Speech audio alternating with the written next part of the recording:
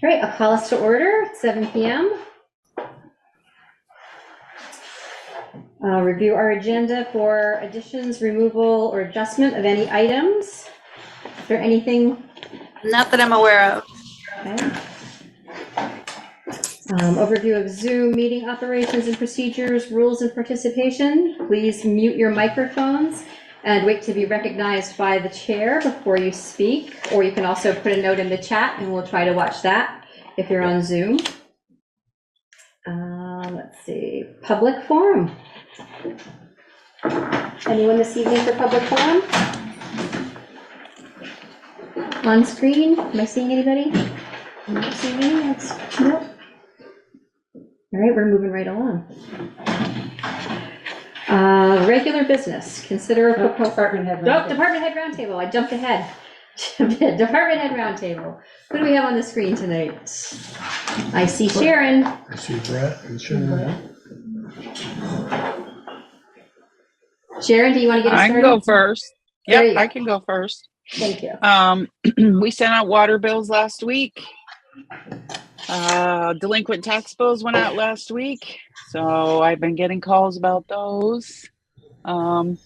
Overweight permits are almost caught up, and doing some work for VTM. Sent them some reports for the last year for our sewer system, and there seems to be some issues that I have to look at tomorrow, but I think I know what they are. So, because he has to do a report for us, so we're moving along with that. Just a lot of little bits and pieces here. Great. That's Thank all you, I Sharon. got. Okay. Brett, are you at a place where you can talk with us? Hello, you hear me? Yes. Great. So I guess just the one update I'll provide you all with this evening. Last week, three of your fire department employees, Deputy Chief Eric Foran, retired Deputy Chief Peter Coffey, and firefighter James Goodyear traveled to Michigan to the manufacturing plant where the town's new fire engine, their new pumper, is being built. This was a scheduled planned trip. It was part of the contract, so all expenses paid, to do the final inspection on this vehicle. They traveled on Sunday the 16th and came back on Tuesday the 18th, and on Monday the 17th, they spent 9 hours at the plant, just going through every piece of that vehicle, the itemized list we provided them, to vehicle meets our specifications. There's a couple minor things they got to change for us, but otherwise they said it was a very successful trip. They feel very good about the truck, where it's at, and we tentatively could expect to see that vehicle in Bristol in a month. So that would be wonderful to see it. And speaking of seeing it, I have like this 10-second video clip of the truck, if that's anything you would like me to share with you all right now. Sure. But the only problem is it was sent to me. It's like an Instagram post, and I can't blow it up. So I don't know what it'll look like to you guys. So I'll leave it to you. I saw it on Facebook. All right, you probably all saw it on Facebook. So see, I don't do Facebook, so I don't see anything. So all right, well, I won't share it then, since you've all seen it on Facebook. But no, it's again, these gentlemen, they took that trip out there. We certainly appreciate them taking time out of their personal schedules to do that. But they're all very excited, as am I, to see the town's new pumper in a month. So, I mean, this is, as I said to Eric a couple of days ago, I mean, this is 3 years in the making. Mm-hmm. By the time we put together this working group, these persons, to create this vehicle, this custom built pumper, and then of course, a couple years to manufacture it. So yeah, 3 years. I mean, besides the town's beautiful fire station over there at 79 West Street, I mean, this represents the second largest purchase in the fire department's, the town's history for the fire department. It's very significant. So we're excited. and we certainly, again, thank you all for your support on this. And that's all I got, unless you guys got any questions for me. I don't think so. Nope. Thank you, Brett. Got it. See anyone else on? I don't see anybody else up there. Jill was up there earlier, but. Jill's Yeah. there. Is she there? Yep. Yeah, Jill's there. Jill. Jill's there. There you are. Oh, you're in the corner. There you go. What do you have for us this evening? Cyrus is here too. He's just outside of the window. So if you have questions for him, he's here too. So it was pretty eventful last week. We got a call at 5:55 on Monday morning from Mount Abe that they had a riverside water leak in front of their school. We had just completed leak detection the week before that, which had found that there may be a leak there, but it hadn't been visually confirmed given that it wasn't surfacing. So we had the information and had it third on the list, being that there were two that were thought to be larger based on the sounds that they were producing. And it took front and center Monday morning. So headed over there, shut the valve off and made the repair that day. School made the decision to stay open and make some special accommodations to make sure that the students were comfortable. But again, that wasn't our choice. Our choice was to go ahead and shut the water as desired and make that repair. So that was a break on a 3-inch ductile iron service about 4 feet in front of the school, happily not under the school. On top of that, there were 2 other large leaks that were found. One was on Pump House Road, which was the top of our priority, given the fact that the water production has continued to increase significantly day on day and month on month. So we decided to head right for that on Wednesday. Found that to be a 3/4 inch copper service left wide open that used to be the blow off to the water system when Pump House Road was the end. That was capped, closed, disconnected. It was actually off of the 6-inch hydrant T. The hydrant T had a valve on it that was leaking and an older hydrant with only 2 smaller nozzles on it. So we decided to go ahead and we're already there, we're digging, let's get that valve and that hydrant replaced. So we started that the following morning to find that the valve that shut off the water service on Pump House Road, which is the 2 main feeds coming from Pump House up to the tank and of course back down because it goes both directions, and then up South Street in both directions and then back down because it goes both directions, and those valves did not want to seat. So we did have to shut a couple more valves up South Street just above the bridge so as to make the repair. We did still have some water coming through the valve, so we did that repair and that installation live, which was very exciting, very wet, and really happy to have that one done. So we are seeing a reduction in pump hours and in pump gallons. So we're really delighted to have 2 of the big leaks, 2 of the 5 big leaks taken care of. 2 of the 3 big ones. Vital detection is the one that did the leak. And I'm just looking to see, oops, that's the bill. Let me just see if I've got the, I think I can remember them anyways. The last one that's larger is supposedly right on South Street. We want to do some more listening ahead of doing that leak repair because that is potentially right in the road. There is pavement. There would be one-way traffic, and we would have to cut pavement. So since we just fixed a pretty significant water loss on Pump House Road, we want to do a bit more listening and planning before we cut into South Street. So you'll see a little bit more planning on that one as far as when we do that and a little bit more data gathering. And then there's 2 smaller leaks, one on Church Street and one on the corner of West Pleasant and Taylor. Those are both potentially service leaks. So that's what we have. We're really delighted that the leak detection service actually had the right equipment, was able to find the leaks. It was a bit surprising that the one at the high school popped on Monday morning, but that's what they do. They grow and they change and they grow. The other thing is, as Sharon had shared with you guys, Steve was in town doing the engineering survey, or the engineering inspection of the wastewater system on Tuesday. Cyrus accompanied him with that. They did an inspection of the entire wastewater system. Sharon is sending him all the flow calculations for the year. And we will find that our BOD and our TSS loading, which is that organic loading into the system, is quite high compared to the actual hydraulic flows that we have. And at some point, relatively soon, we're going to have to do something to bring the BOD and TSS down to stay inside of our permit.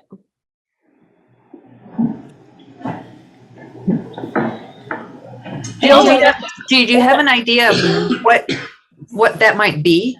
What something might be that would help bring the, other than a pre-treatment, which we're not ready for yet? What are the options? Well, there's kind of it is pre-treatment, but there's this newer substance called biochar that's being used in a lot of applications to bring down that organic loading. I'm really interested in finding out if there's what I would call like a passive treatment system where it would maybe pass through a biochar filter or tank of some sort to try to reduce that, to see if that's maybe kind of again like a passive, non-moving, doesn't need power and water and all kinds of other things, if something like that might exist before moving to that non-passive, active, actual wastewater treatment facility that's been potentially proposed as some of those alternatives. Yeah, some things are newer in the world than they were 5 to 10 years ago when the last alternatives analysis was done. Hey, Joe, the leak on Taylor and Pleasant, didn't you guys fix that area before? Here's the thing. More than once? No, so water systems are like grapevine. We have 700 services and 10 miles of water lines. So we have fixed leaks on Taylor and we have fixed leaks on Pleasant. So we haven't fixed that particular one. For some reason, I thought we fixed one at the intersection. We put a new hydrant in there. Is that what we did? The hydrant got run over, got hit by a car, and we put a new hydrant there. Okay. Or repaired it. So what the leak detection survey believes it is an abandoned service. So, and it's kind of on the West Pleasant side, kind of like. That's Pleasant That's Street. Pleasant That's Street. Pleasant Street. Oh, Pleasant Pleasant is below Munsell. It's below Okay. Below Maple. Maple. Okay, so Pleasant Street, it's on the Pleasant Street side of that corner. And it's kind of, I don't know, like 50 feet in, Closer to Maple Street than it is. right? Okay. Okay. So anyways, yeah, there's one more what's considered to be a larger leak, like 30, 40 gallons a minute, and then 2 smaller, like 5 gallon a minute leaks. And I'm not sure that we'll see like a whole lot of reduction in gallons in April's monthly operators report, but I would guess that by May, we should start seeing quite a bit less with the blow off closed, the 2 big leaks repaired, and continuing to make progress. Well, I'm already seeing the drop in the mission reports of the pump times. Yeah. Yes, we are too. It's like we were, having the opposite feeling for months. Like, they just kept getting larger and we couldn't see them and find them. So, yay. Thank you. Any questions for Jill or Cy? Okay, Eric, you're up. Nothing major. We started our summer hours this week, so we're 4 9s and 4 hours on Friday. Boy, you keep starting them earlier and earlier. They're new guys, they don't know. And so what I like, the guys want, well, I shouldn't say, 4 of the guys would like me to ask you guys if we go to a 4 10-hour days. We went through this before and the answer was no then. So I told them I would ask again and see if you guys would be open to doing 4 10-hour days.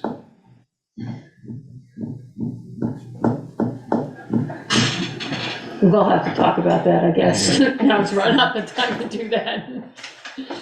But yeah, we can certainly put that on an agenda to talk about. I don't see Bruce No, I anymore. haven't seen him.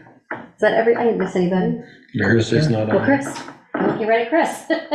You keep forgetting. I do I know. Chris. I'm sorry. I know, I don't come very often. I've been here a lot the last few meetings. That's right. Zoning's picking up pretty rapidly. It's that time of year. Sun came out, everyone wants to build. Other than that, nothing, You're just busy. yeah. And your new job? Going really well. Good. Process payroll last week for the first time. I heard it went well. We heard it went well. Yeah, so far so good. Good job. Liking it a lot, so it's good. Great. Well, thank you. Like I said, didn't see anybody else pop on, so we will move forward. Regular business. Consider a proposal by family members to plant a white oak tree on the town green in memory of Loris Kilburn Chamberlain. Hello, hi, Callie, Bryn. Thanks for having me. I know you, I think, saw John Swepson's recommendation. I think it's attached in the agenda as well, but just to kind of summarize that, he and I met a couple weeks ago, and I know that he also met with Meredith from the rec department just to check out the green, to see if there was a suitable location. And we did identify one in the northeast kind of corner. There's also, he also mentioned there are at least one or two trees that are definitely like should be removed.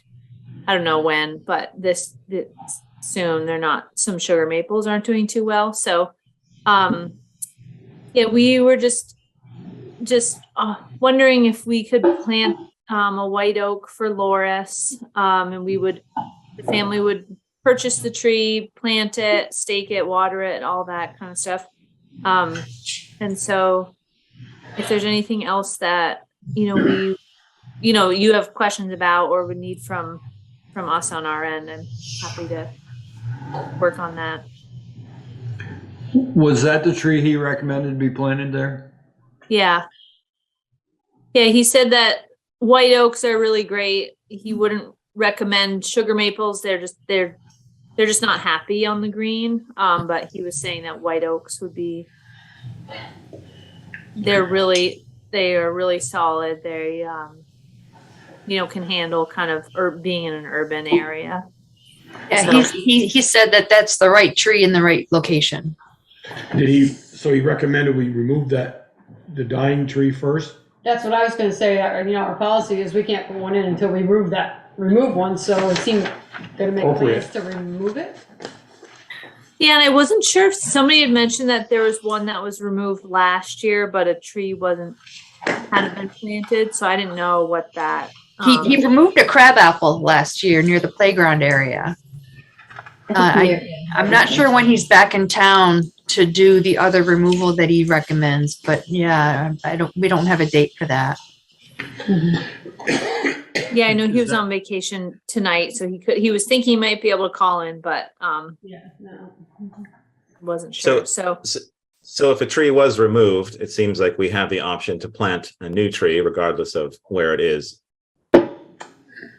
Well, that was going to be my question, is where, I guess if he says that's the location, but are we going to be tree heavy in that area if we don't take another one out there? And is the one coming out in that area?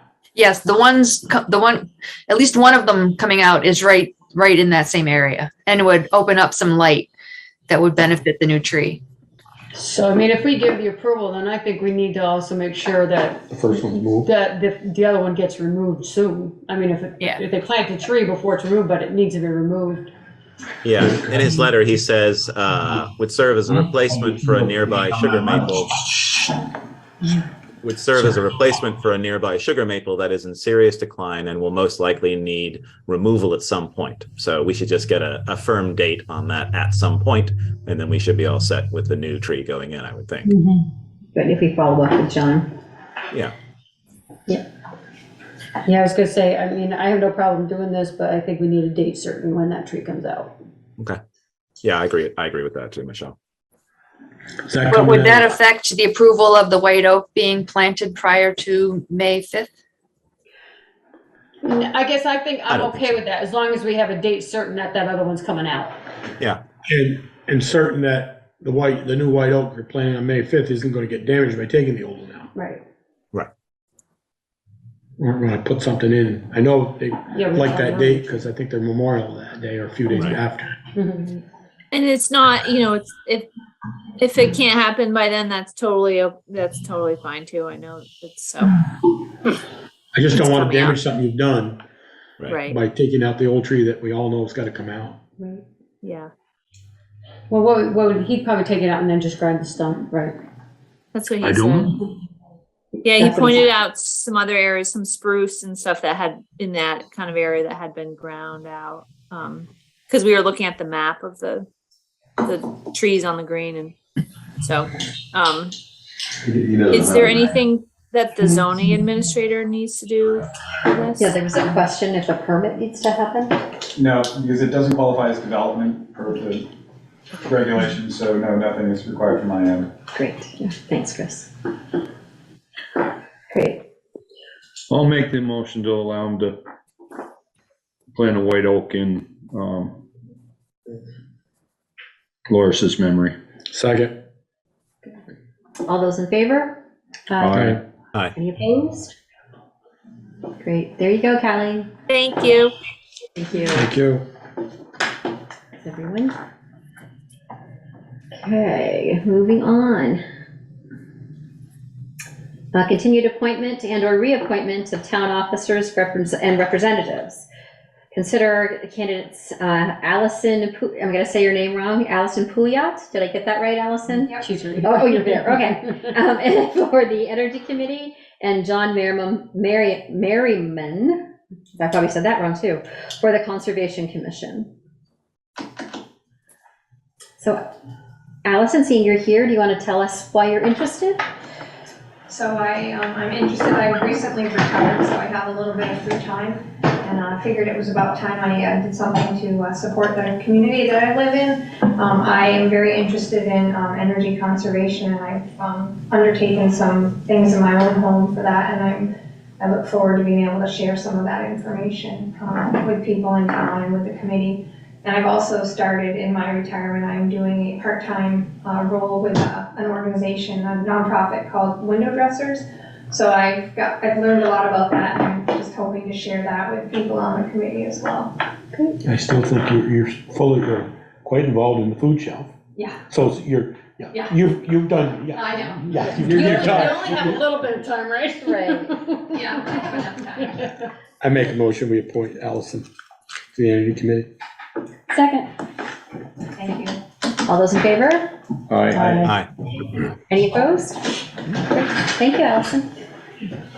And do we have John with us? He's I on. believe so. I'm here. Hi, John. Can you hear me? Yeah. We can. Can you tell Okay. us a little bit about yourself and why you're interested? Yes. Well, I am also retired, and I had a career with the New York State Department of Environmental Conservation.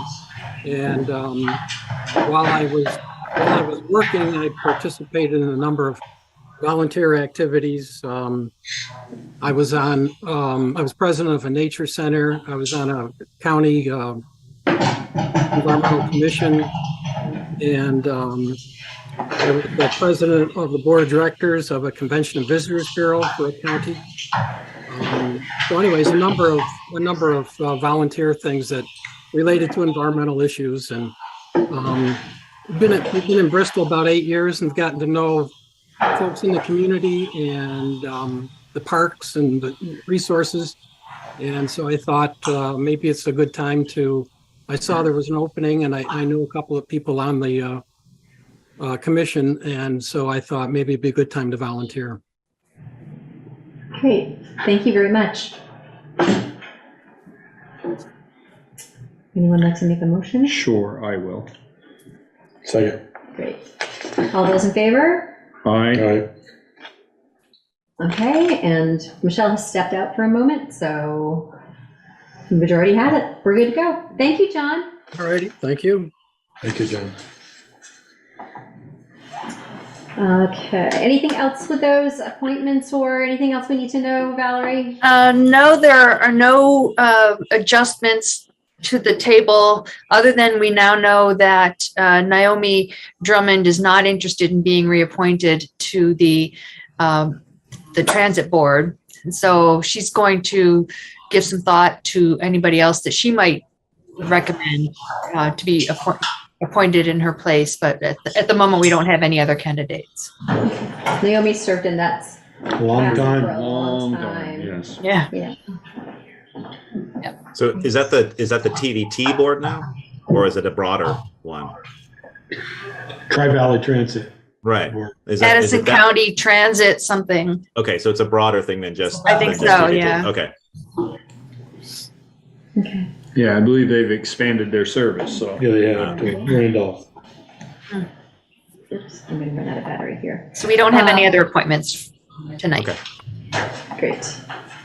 All right, so moving on is the debrief of the 34 Garfield Street permit issuance. Review of the facts leading to the construction of the 1,200 square foot accessory structure. So it'll be important to know tonight that we're not talking about all of our zoning laws and then all of that. We're talking about this particular piece and this particular permit, just to keep us on task. So Chris is there, and I think he's probably in the best position to give an overview of what was originally proposed, what was permitted, and what's happened since then. Sure. In February, the landowner. You want to, Chris? Can you come to the table? Is that possible? Just for the, just for the camera.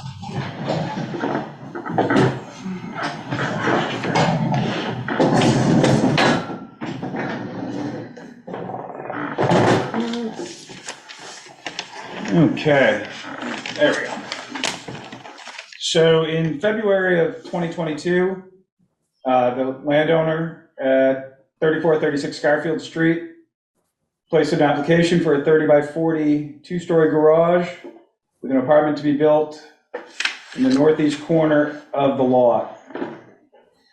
With a discussion with the landowner, he wanted to do an accessory dwelling unit in that structure. The discussion followed that the ADU could not be constructed while his primary residence of 3436 Garfield was a duplex. He still moved forward. In hindsight, probably should not have quote unquote conditioned that. It's not really my authority to give a condition. I was trying to be helpful. My bad. We'll ease off on that in the future. The next is that the building, it's a 30 by 40. The maximum size, structure size footprint in that zone, which is the HDR, the high density residential, is 1,000 square feet. Somewheres I missed that. Error occurred. Long and short of it, speaking with the landowner, if that had been brought to his attention, he still would have continued with this project. He would reduce that building down to by 6 feet. I think is what he said it would be to meet the 1,000 square foot footprint. So the project itself still would have continued, same structure, same position. As he said, he would have gained 6 more feet of his own personal backyard. The building was constructed. He began last fall, finished it up, or it's still finishing as we speak. There's windows to go in and other trim work to go. He has other uses potentially for that structure at this point in time. He will, and is not sure if he will be pursuing the accessory dwelling unit as a use in that structure at this point in time. And that's my scenario, or my rundown at this point. So if he doesn't use it as an accessory dwelling, where does that stand as far as the permit? The permit was issued for the physical structure. So that's the piece is we need to separate the two issues. You have one, which is the physical structure, which is an accessory building.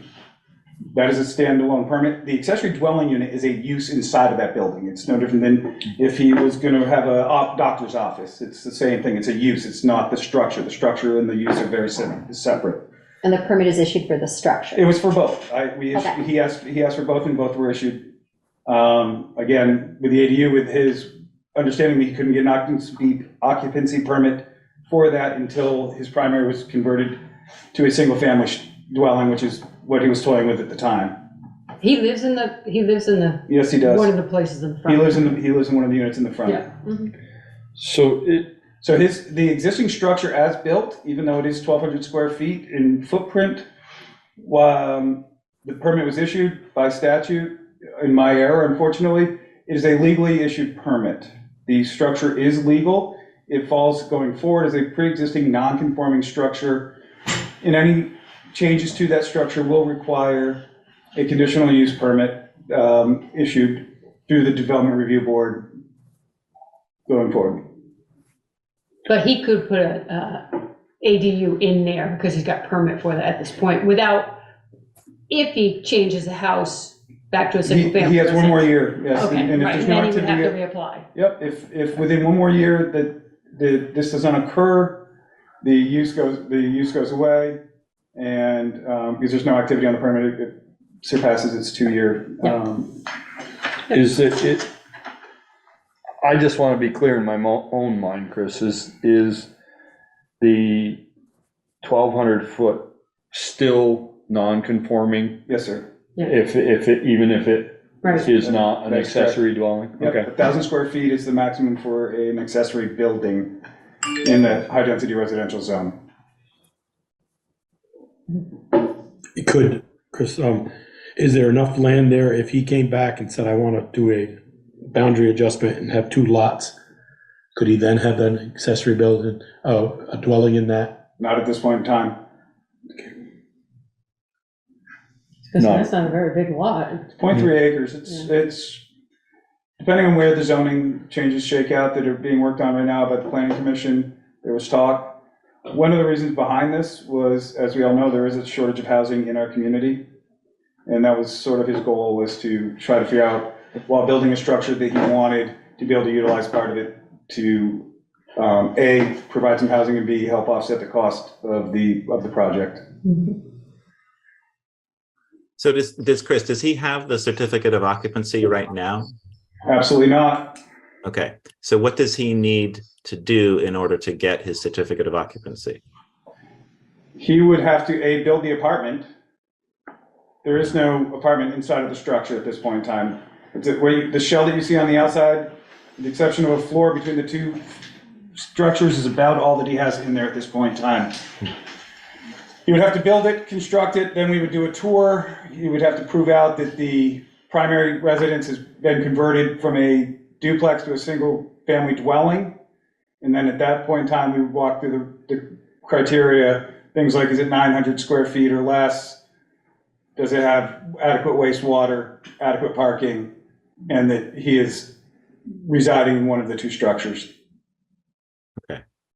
And is that the only way that he can use that building? By getting the certificate of occupancy?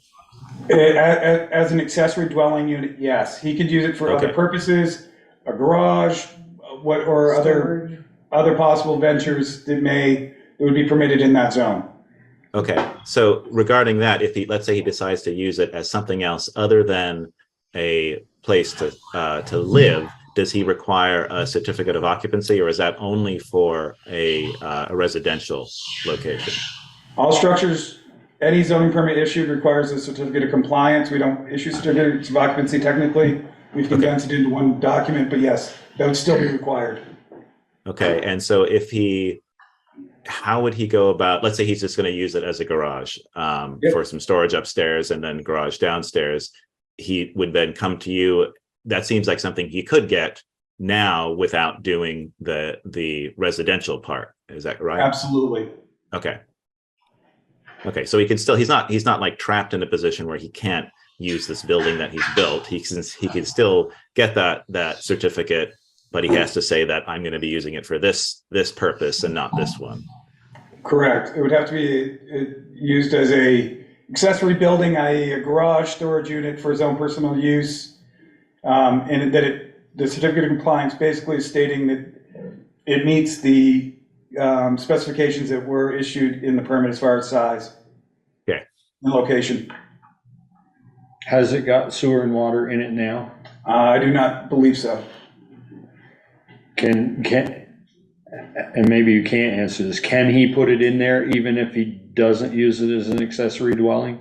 I believe he would have to have his wastewater permit adjusted for its use, but he could have I'm trying what the exact term is that they use when you have a bathroom in a outbuilding. That is doable. People do it all the time. Mm-hmm. The state designates I want to say, it's not accessory, I can't remember the exact term, but yes, you can. So Peter, I don't know if you remember, he came to us, the Right. select board as the water commissioners, and we told him He could take water, Take as water long as it from- was metered, he could take Right. water off of the he front house. Right.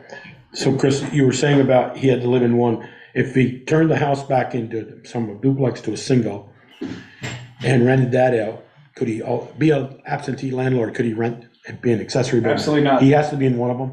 The way the current regulations read is that one has to be one of the two needs to be owner occupied. Okay. And then you talked about, Chris, that after the year, is that only for the accessory dwelling unit, or is that also to use it as a garage because it becomes non-conforming after a year? No, it's non-conforming today, technically. It would be, what would pass on it would be the accessory dwelling unit option. If there's no movement on that project within 2 years, then the permit is defunct. It's viewed as a non-started project and the use is revoked. And it's 2 years from the date of issuance, right? Issuance, that is correct. Okay. So then to use a garage, does he go before the development review board because it is non-conforming? No, because that's what it is today, because that's what he asked to build. It was very clear, it was a 30 by 40 two-story garage, was one of the uses requested, so that's how I would view it going forward. So it's already on the permit, that particular request. Those exact words are on the Right. permit. Yeah. Two-story garage and apartment. Okay. So he could come to you, get his permit if he's just going to use his garage, or after, or as you said, he redevelops the front building.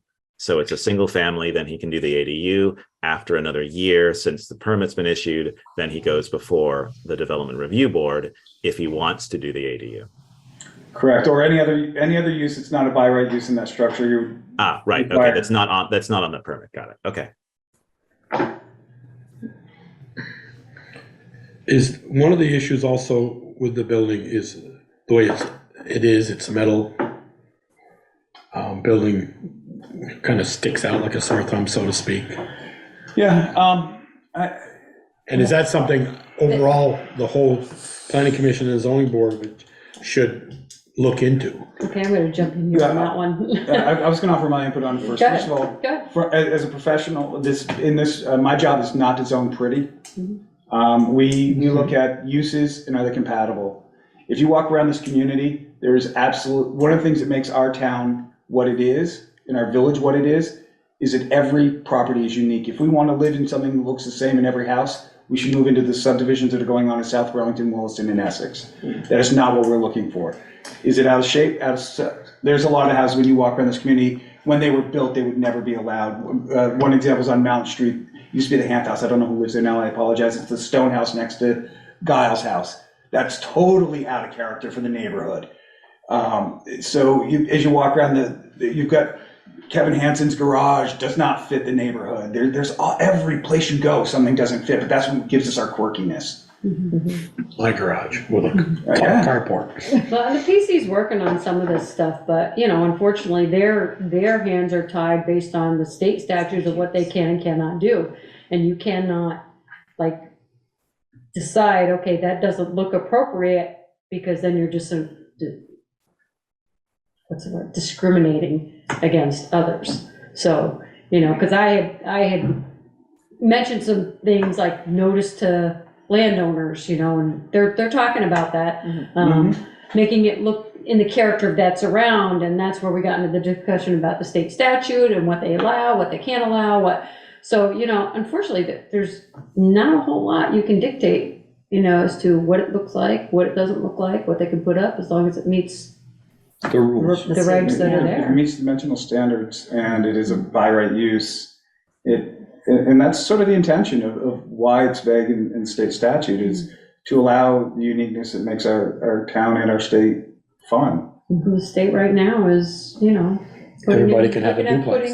Putting in Every new house can be a regs, duplex. and they aren't thinking always long-term, and what that effect will have, so that may restrict them even more. Yeah, the changes to the housing law are not necessarily positive for the communities. For the overall state and the housing issue, it hopefully can alleviate some of the pressure, but I think unfairly forces small towns' hands into what they have to allow for development.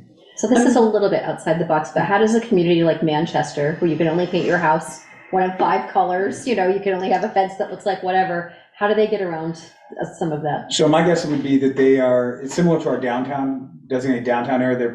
There's a designation of some sort. They may have designated a larger portion of their village. Historical. Right, so our historical downtown, we have very strict criteria on that. And that would be my guess. I don't know specifically, but that's. No, I'm guessing you're probably right, and that's, just as we were talking about that, I was thinking, how does a community, they're very strict. It's typically a design review district of sorts.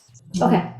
There are a few houses in our design review district. Mainly, we look at it from a business point of view. That's how it was originally overlaid in terms of the main street. There are, as I said, there were a few houses in there that either asked to be put in, like the co-housing, because of grant applications and things like that. Usually, we've had some houses that have been asked to be removed from the district, and that district line has been redrawn so as they don't fall under that, so they can put up a particular type of fence that maybe wouldn't be approved in that district. But I mean, partly that's the zoning laws too. I mean, in our zoning, the requirements for HDR, you can build 1,000 square foot. That's just your site. You can build up to 35 feet high as well. And that building that he put in isn't 35 feet high by any means. You could build a lot larger, and there are a lot larger structures on other properties out there that are under 35 feet. So I think Chris can't look at how it's going to look. He's looking at the zoning regulations and seeing whether it meets those. Yeah, I always say, do the boxes fit in the boxes? And that's really when I look at from a dimensional standard. In the character of the neighborhood, I mean, the other part is, ever since this went down, I've spent a lot of time cruising around the village. Just about every street you go on, there's at least one garage that's as big, if not bigger, than the house. On almost every street in our village, we have.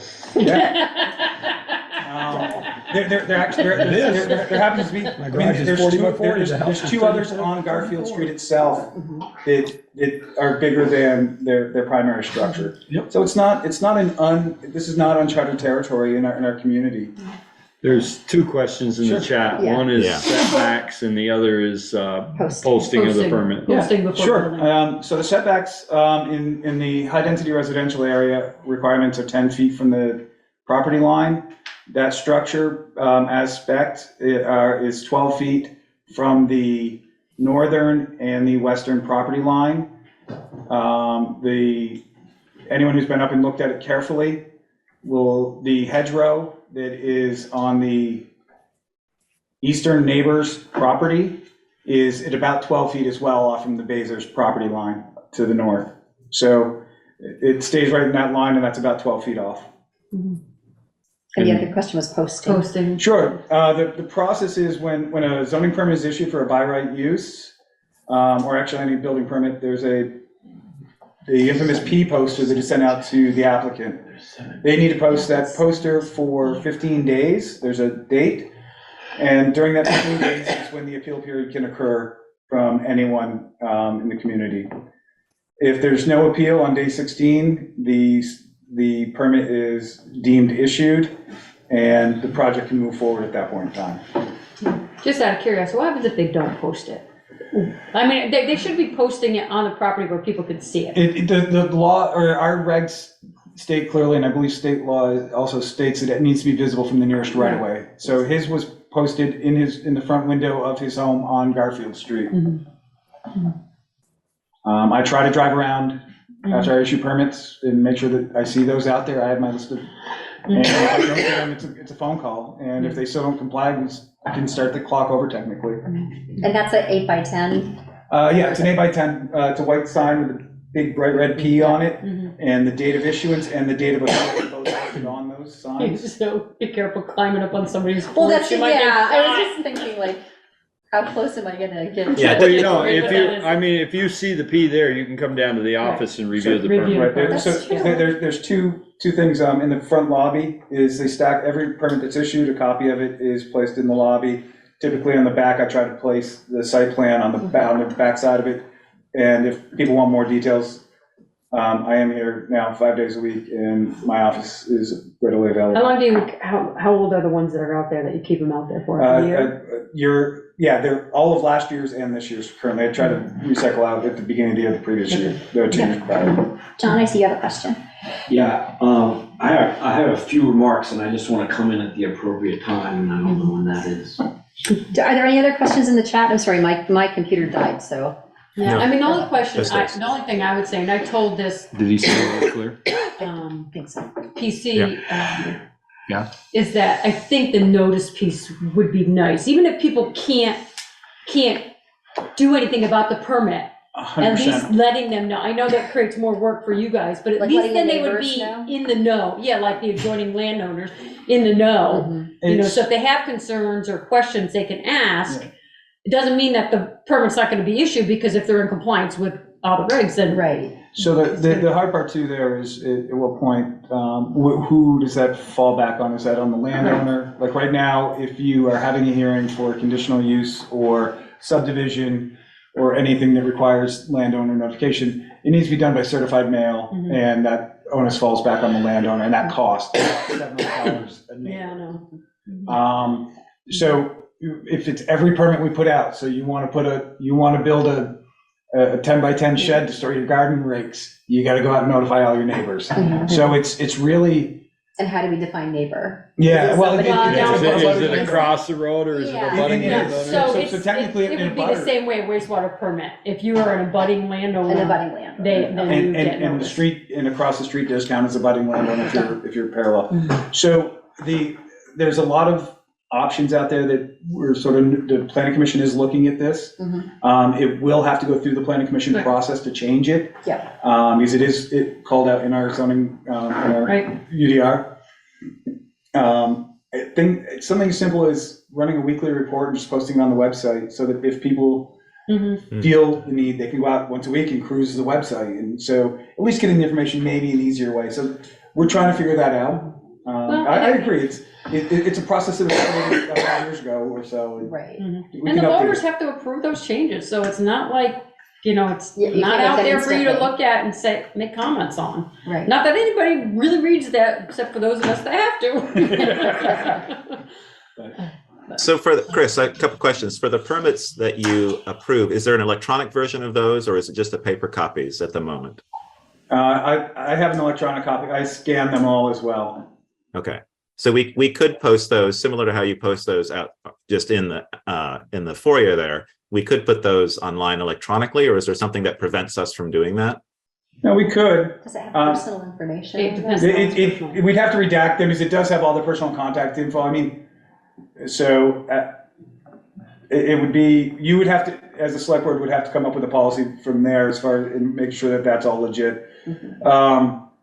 Like I said, the posting, the description, I think you all have seen that report before I've generated. It's an easy report. It gives where it is the homeowner, and a one-line description of what they're doing, whether it's an addition, it's a shed, a new house, whatever it is. And I think that would be a step in the right direction. Then somebody pick up the phone and call me. Right. Okay. And just, I'm Yeah, just going to throw out there that once the permits are issued, they're also in the land records. So I was anybody gonna say, can find them. They're a public document anyway. They're a public document, yeah. Can the land records be searched electronically, or do you need to go into the town offices in person? No, if they want to pay the fee, they can search electronically through COT system. Okay, but the Michelle's town done doesn't. it. The Yeah, town I doesn't know. offer that. We don't offer like an electronic way to look. Someone would have to pay for that. Well, they can look at the index for free, but if they want to look at the actual document, then there's a fee. Okay. Yeah. Just like there's a fee if they come in and look at it, Okay. if they Slim want to had make a question. copy. Yeah. Okay, thanks, Aaron. Slim? Yeah, go ahead. Hi, I just wanted to mention that this was not just an accessory building, like Chris was talking about, how it would be difficult to notify neighbors or this and that. This was permitted as an accessory dwelling unit, which has seriously higher chances of having impact on the neighbors, whether it's lights or other noises or parking, etc. And the neighbors I've talked to, I think, feel most or quite a bit unhappy about not getting a more clear notice. Truly, that permit sign was, you'd have to walk up on the porch, which people are loath to do. And people are busy. Some of these people have very busy jobs and they're not always home to see it, even for 2 weeks.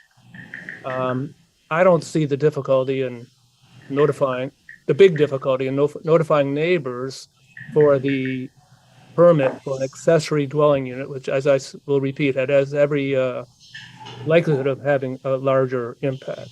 Thank you. Thanks. Great. I think, John, I think now's as good a time as any for you. All right, so thank you guys for making time in your agenda for this. I know how busy you are. And this feels really important, and so I'm glad I made some time with it, for it. I'm here just as a Bristol resident, though I'm on the Planning Commission and the Development Review Board.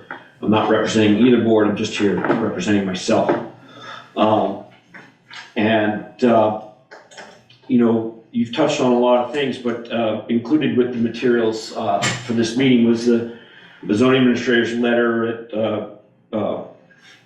you know, addressing one of the neighbors' concerns. And when I read it, it raised as many questions as the. Oh, shit. Sorry.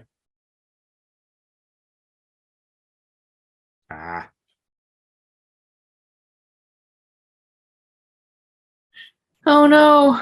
Ian, can you undo that? Sorry, hold on. Yeah, it was me. I hit the wrong button. I was trying to mute me. Hey, can you unmute? Sorry, I made a mistake. Can you unmute the town account? Somebody, I apologize. I thought I was muting me. Yeah, I can't control it. Someone will have to do it from the computer there. Chris, can you jump in and just unmute the town computer? Or use the L button? Sorry, I don't know that. Just.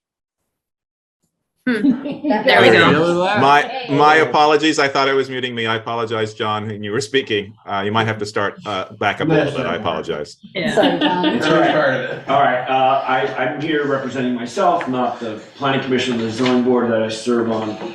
I'm just here because I'm a concerned citizen tonight, although I'll bring whatever lessons I learned back to those boards. And I don't want to have a policy discussion. I do just want to respond to the letter that was included with the board in the board packet tonight. That was a response from the zoning administrator to one of the neighbors who brought up some concerns. So I'd like to just mention a few points. So again, town administrator, not zoning administrator, correct? No, I believe it was from the zoning administrator to Mary Ann Baser. Oh, I didn't have that one. It was your email response The to email to Marion's concerns. Sorry. I jumped to my computer, but it's out. And in that, the reasons why the project went forward are summarized. And so I'm responding to those specifics, and I'll make it quick as I can. You know, it says in the beginning that, and I'm looking at the second paragraph, you know, that the building would be considered a building with a 1,200 square foot footprint, except it wasn't. It was considered, it should have been considered as a, you know, it wasn't considered as a 1,200 square foot footprint. It was considered okay because there was a mistake that got made that it was okay because it was 2,000s allowed in that zone. But on the chart that's right below there, that's drawn from the zoning regs, it says 1,000 square foot accessory. So I appreciate the zoning administrator's admission of an error on that in that regard. But you know, the original application for the project showed a 30 by 40 box. It said it's a garage and ADU 30 by 40, and that's a big miss. And if it had, you know, at that point, that would have been enough to say, no, this doesn't qualify right there. But that was missed.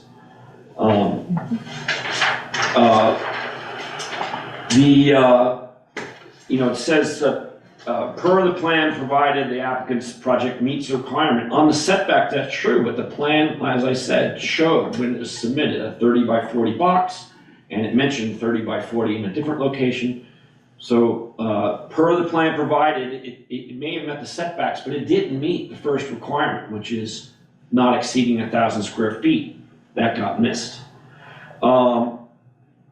a basic rule in zoning, like the fundamental rules, when somebody puts an application in for a project, the rules that are in effect that day are the rules by which it's judged. And the reality on the ground that day is the reality that is compared against the regulations, not in the future, not what it might be, not when the guy moves in later.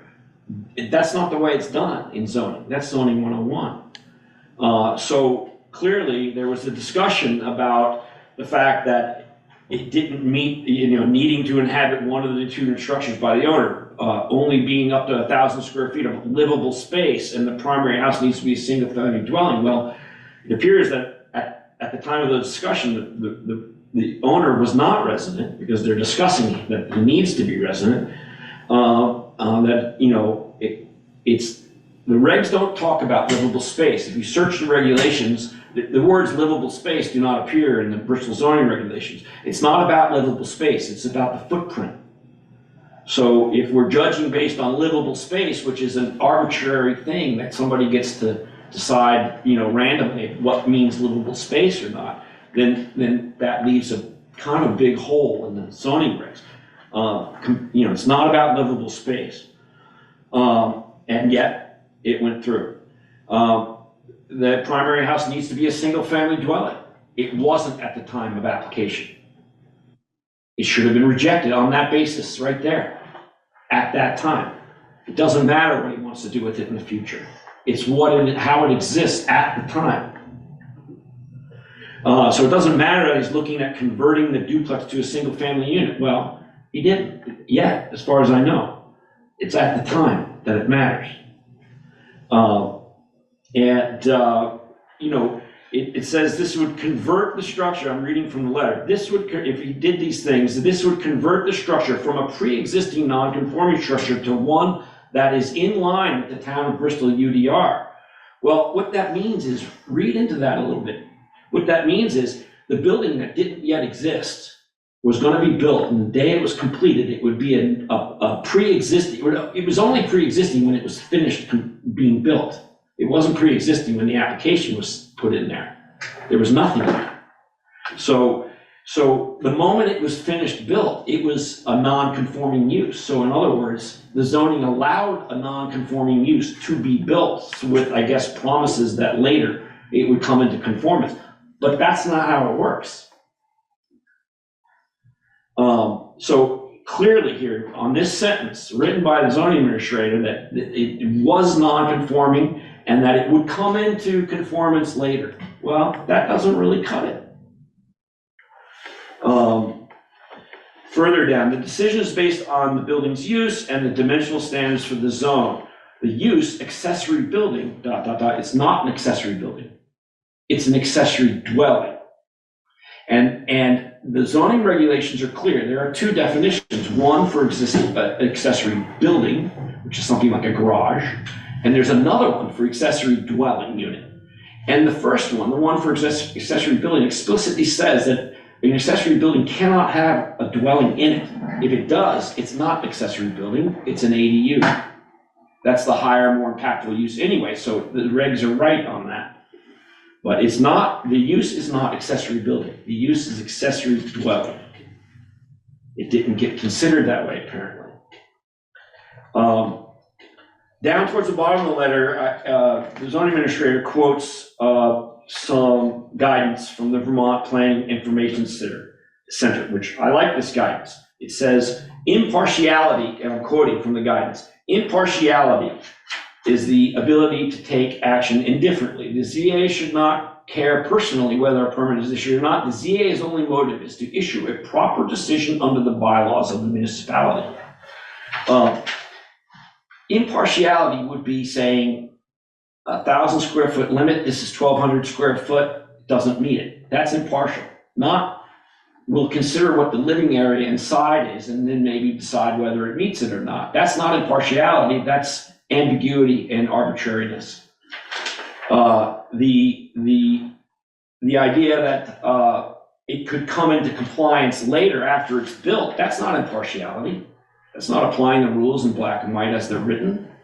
That's exerting some judgment, some discretion that's not written into the regs on a particular circumstance. And, you know, I just think that there wasn't impartiality applied here.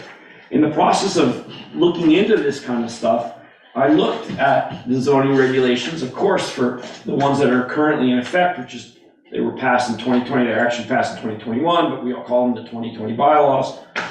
And, you know, there isn't a lot of ambiguity in them. It's pretty clear. And, but I also noticed that in the 2017 regulations, for the same section 404 regarding accessory dwelling units, there was additional language in the regs.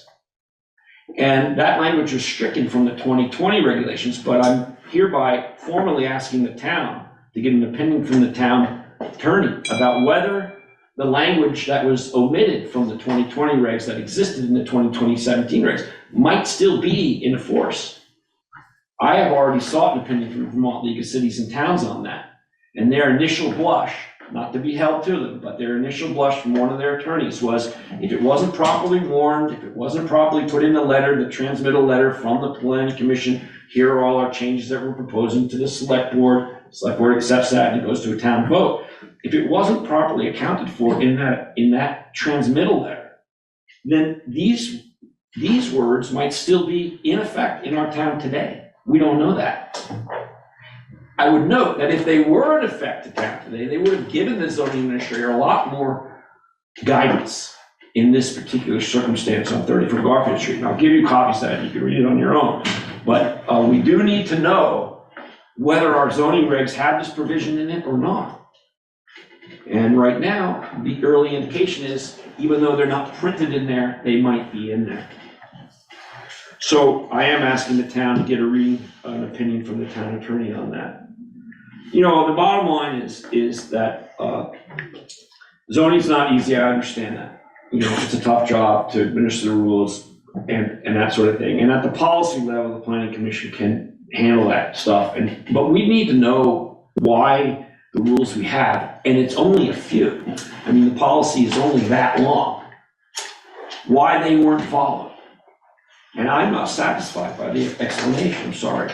Nothing personal, but I'm just not satisfied by it. Well, it's not. I have a couple of questions now. So if it had been 1,000 square foot building, and we've gone over that, and I don't need to know why it was just missed. So how much of that 1,000 square foot building could have been a dwelling? All of it? 900 square feet. 900 square feet. 1,000, I believe, right? So if it was 1,000, not 1,200? Yes, 1,000, you're right. So is it 90% of the building can be a dwelling? And 10% be the garage? The regs don't offer any guidance in that regard. So why is it going to say 900? It's 900 because the new state regs that are maybe coming online may limit it to 900. Right now, Bristol is 1,000. So it had to be 1,000 because. And the Planning Commission has agreed to move forward with using 900 as a future number on the next round of changes to propose to the voters.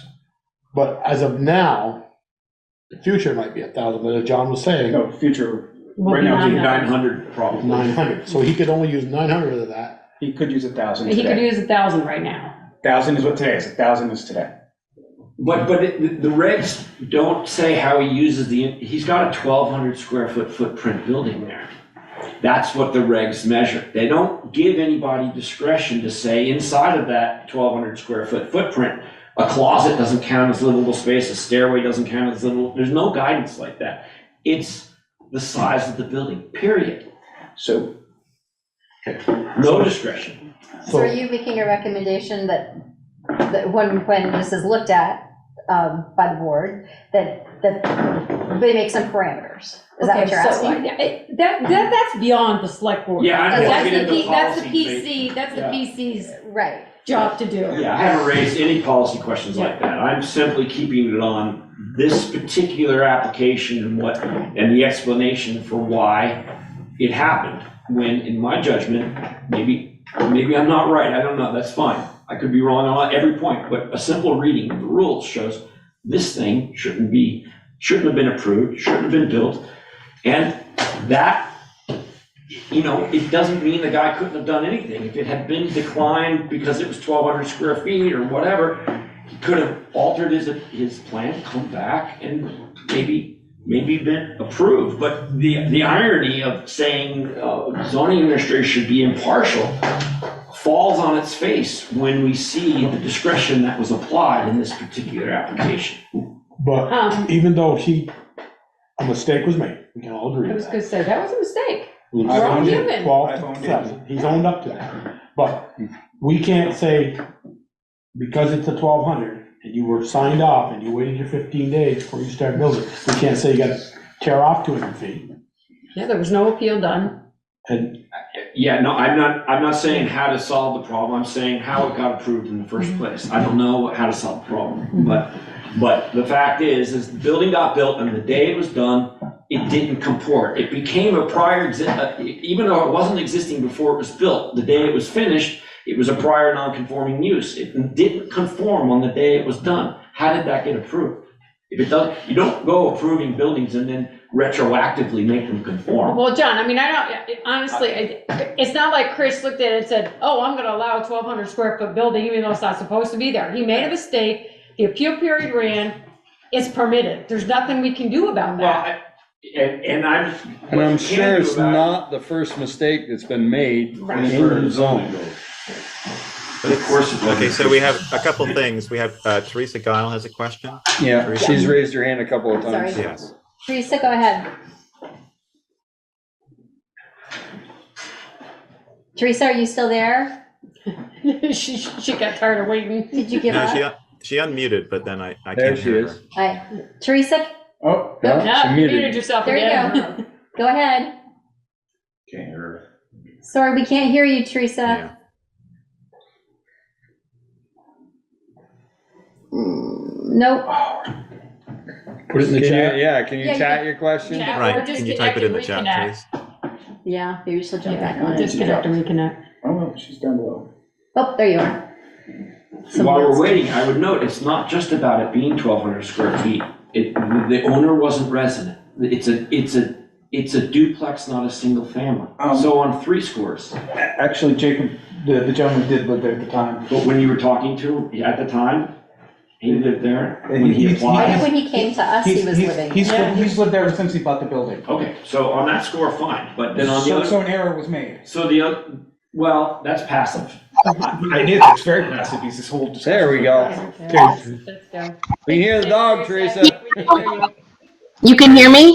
There we go. Yes, Yeah. there you go. So mine is a comment, and I want to share this only because I think it would help if there was some type of notification to property owners, which may be cumbersome, but I can tell you years ago, I owned a house on Crescent Street. Right next to me was a single wide with a little shed.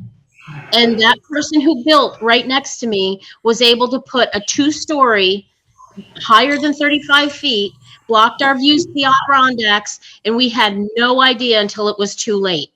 So had we been notified as a neighbor that abuts that property, we would have gone to get more information.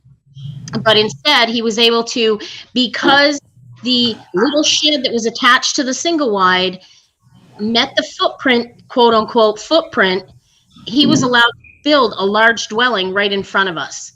And we were not notified of any of it. So I do think that there's something to learn from this, in that budding property owners should be apprised of the situation. We shouldn't have to drive around to look at permits. We should, especially larger projects that really come into question. That wasn't the footprint of that single wide. So, I'm sympathetic to the property abutters in this predicament, because it does affect the other properties around it. And I just would like some thought to be given to notifying abutting property owners, especially when it's a project of this size. That's all I have.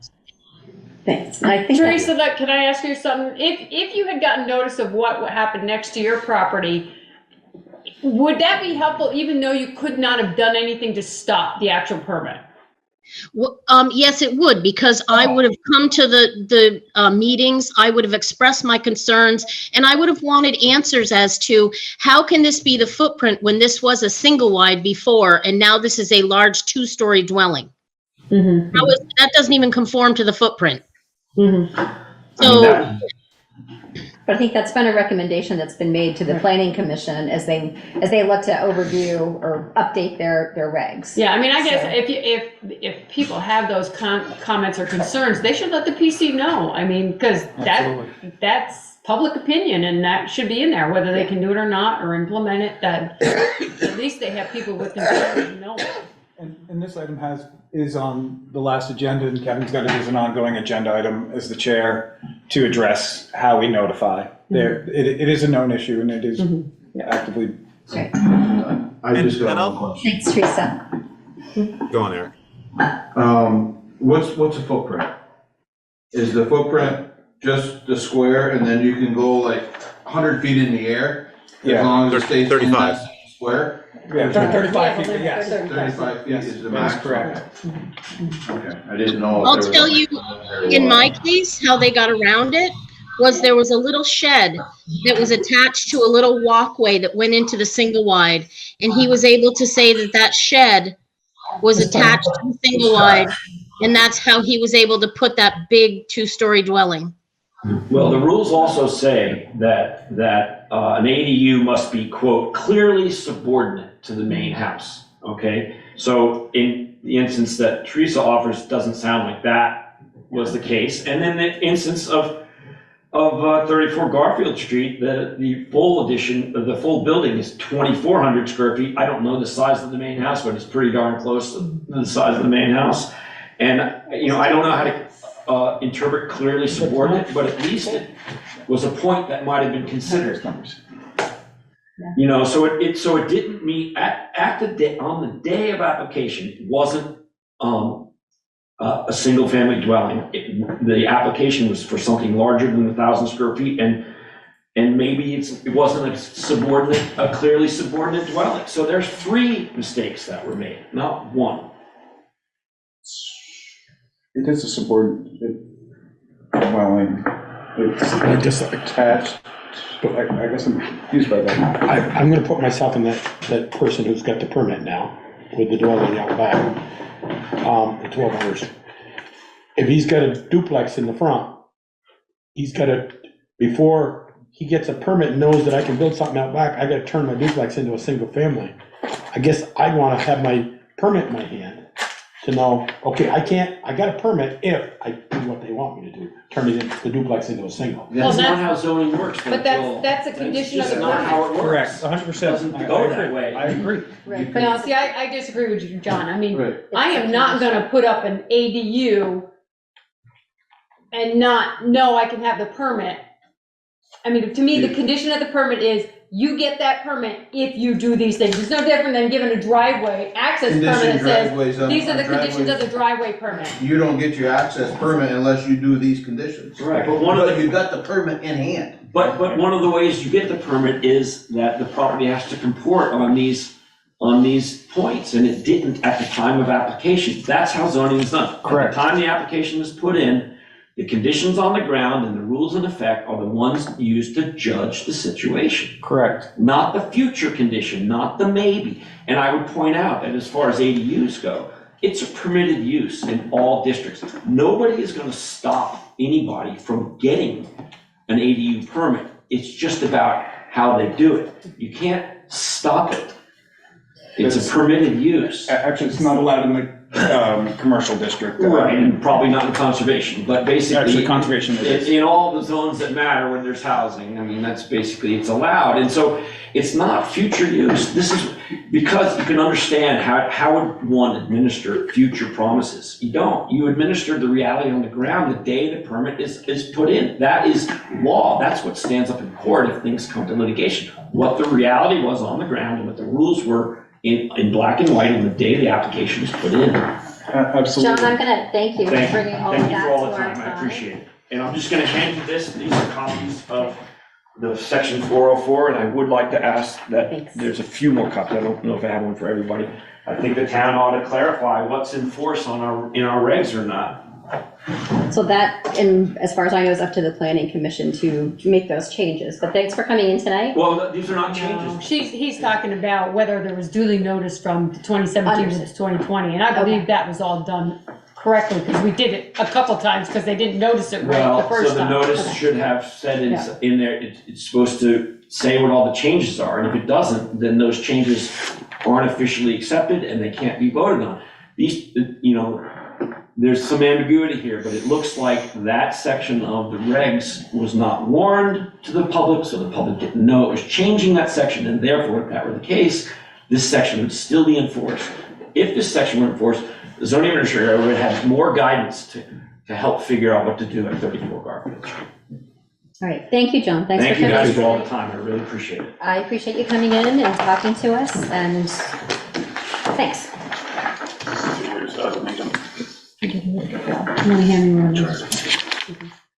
All right, moving on. Thank you, Chris. Thanks, Chris. Number 5, Vermont State Hazard Mitigation Plan update, review and Wait, discussion. 4. You got 4. No, I jumped over 4 because I wrote notes all over it, that's why. 4, consider proposal to relocate the one-way entrance to the fire station at, I'm gonna say 79 because I wrote all over it, West Street, approximately 75 feet westward.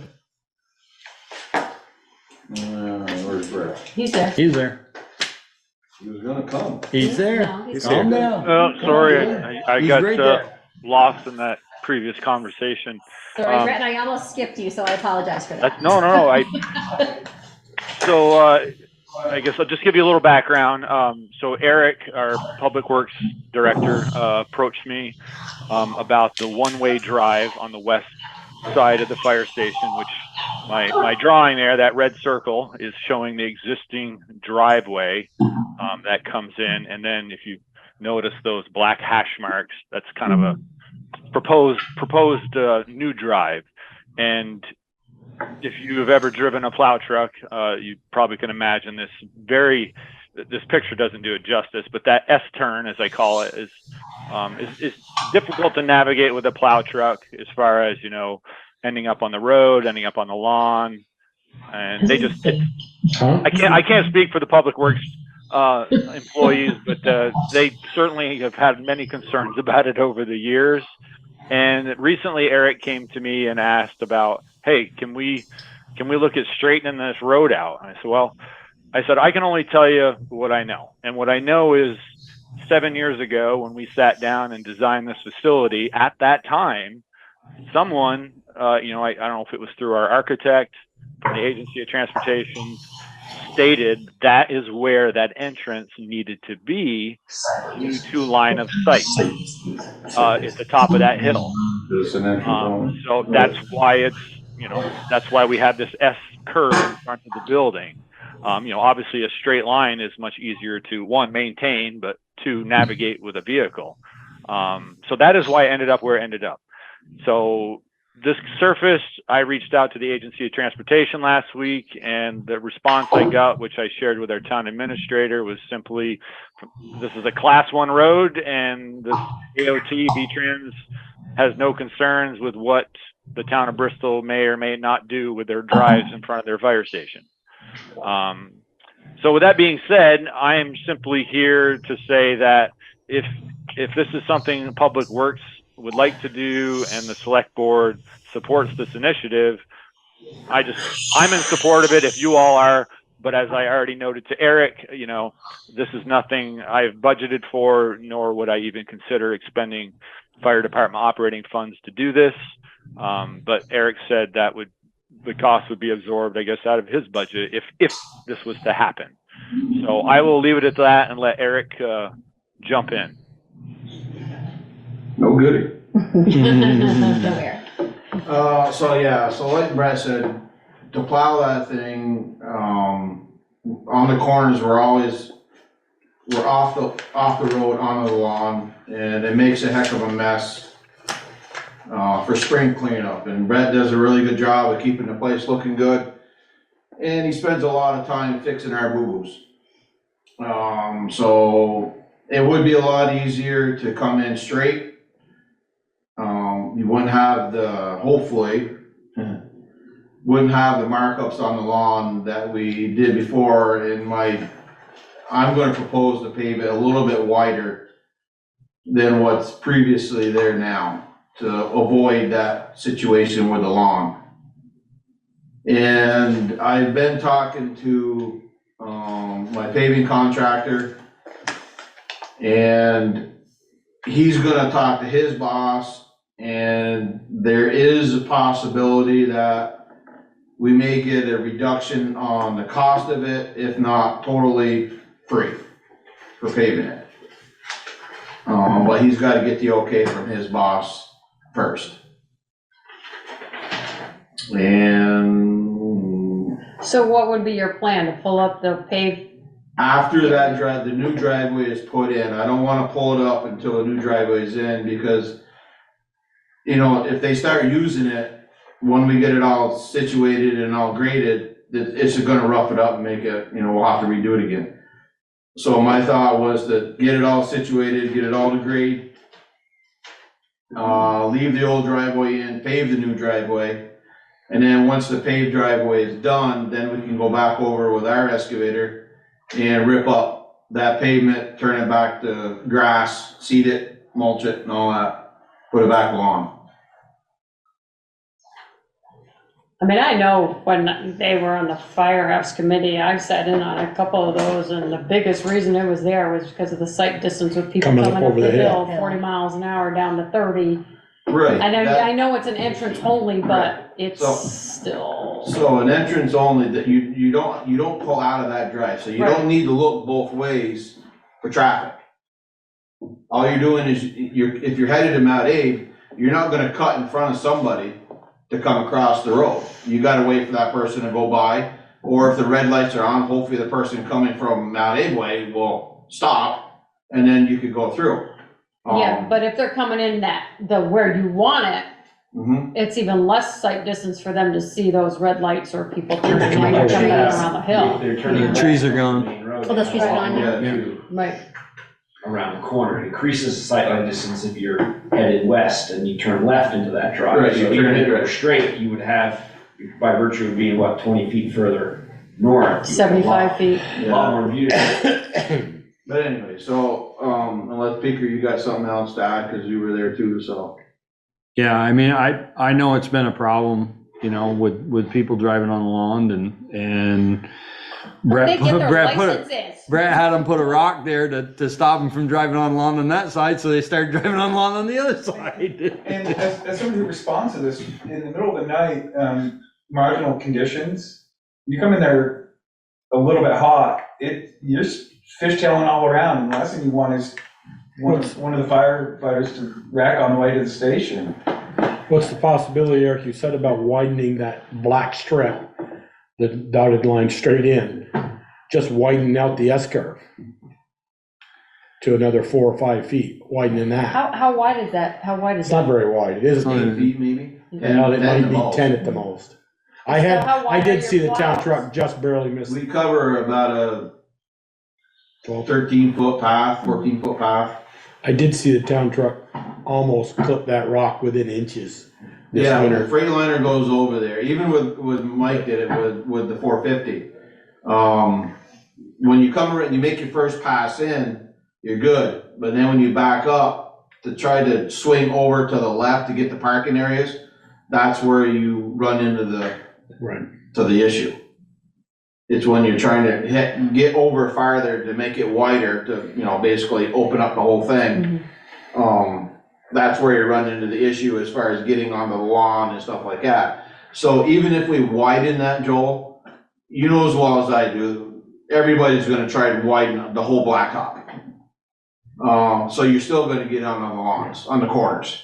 Coming in straight, even if you try to widen the lawns, you're not gonna get, or the pavement, you're not gonna get onto the lawns as much. You still may get onto it a little bit, but nowhere near the couple feet that we've done. Right, Brett? On the corners? So in terms of the lines I've drawn on here, so I've made the the road a little bit bigger where that red line is there. Yeah. Is that gonna be enough in terms of your turning left or right into this? Is that wide enough now? Well, you'll have there'll be wings on the end, sort of like Yeah. the existing driveway Yeah, or so a little bit Firehouse in. Drive. Okay. They'll have a little bit of a radius on the end. It won't just butt up straight to the pavement. I mean, I think visually it'll look fine. It's gonna match Firehouse Drive in terms of that straight line there, straight road. In terms of the site, because you're only turning into there one way, it doesn't seem like it could be an issue. I mean, if someone comes up really fast up Stony Hill and it is ignoring the speed sign, which is right up there at the top, you could potentially run into a problem as someone turns left or right. Eric, do you know, in terms of, are you turning left into there more or right into there more? When we plow it, we turn left. Okay, so you're always coming down. So you have, I mean, it's still pretty decent sight distance. I don't have any issues with this being done. And I think, and it also gives if you grass that area in with the road now, it gives you a better helicopter landing pad too. So there's more places to land your helicopters. Yeah. And there's also the existing driveway to the north of it that's even closer to the crest of the hill. Yeah, but that's not emergency access. No. I mean, The fact they don't that come- it's they only don't come- one, the number it's a of single people in way. Cars don't come in and out of there like they come. Yeah, in. but that's not, there again, that's irrelevant because it's an access. If They you're coming could- up that hill and gonna turn into that apartment that the Legion owns, hopefully you put your blinker on somewhere around Airport Drive to turn in there. No, we're talking about Not Nelson's. Sandy's house. The Oh, Nelson's, Sandy's yeah. house. Oh, okay, sorry. Yeah, that definitely is. That's definitely close to the top of the hill there. I don't have any issue with this. I think it would clean it up, and yeah, I mean the curve obviously it's a design thing. It makes it look nice, but it's just not More thought grass about in would look terms of nice plowing. too. Yes, exactly. I wanted the road to go, the fire trucks to go right on West Street. So the other Didn't thing get my is way on that either. too, right now, I got the paving contractor coming in the third week of May to pave Harts Gravel Road, a section on Harts Gravel Road. So we would be doing that drive that same time that they're here. So potentially, if the paving contractor keeps the schedule, that would be done by Memorial Weekend. Brett's got a question. Brett, go ahead. Valerie noted in her town administrator's report something about, I don't know if it was the Act 250 permit, just something need to be checked out with that. Yeah. That is correct. Okay, and of course, based on the previous agenda item, I mean, certainly a conversation would be warranted with the neighbor to the west of the fire station, who one has been an excellent neighbor, but two is very meticulous about their lawn, and I just would like to disclose ahead of time before we showed up with an excavator one day. Yeah, well, to your point there, Brett, also, the way you come in now, your lights, I mean, yeah, we have great, Sandy and, I can't think of her husband's name, right, it skips me. But they've been great neighbors, and he cleans that lawn up really nice, but when you come in the existing entrance, your lights shine right in through the bushes, you know. On the S curve there? On the S curve. Yeah. Oh, And that's this was coming straight in, they would not shine in. That's right, you said the bushes aren't there anymore. Yeah. Some of Look the at that, bushes. there's a positive. And also, well, the one thing I have to look at with the straight too, talking about the lawn, would be how snow is removed or plowed. Would it start to build up more on the neighbor's property if we're plowing down a straight road?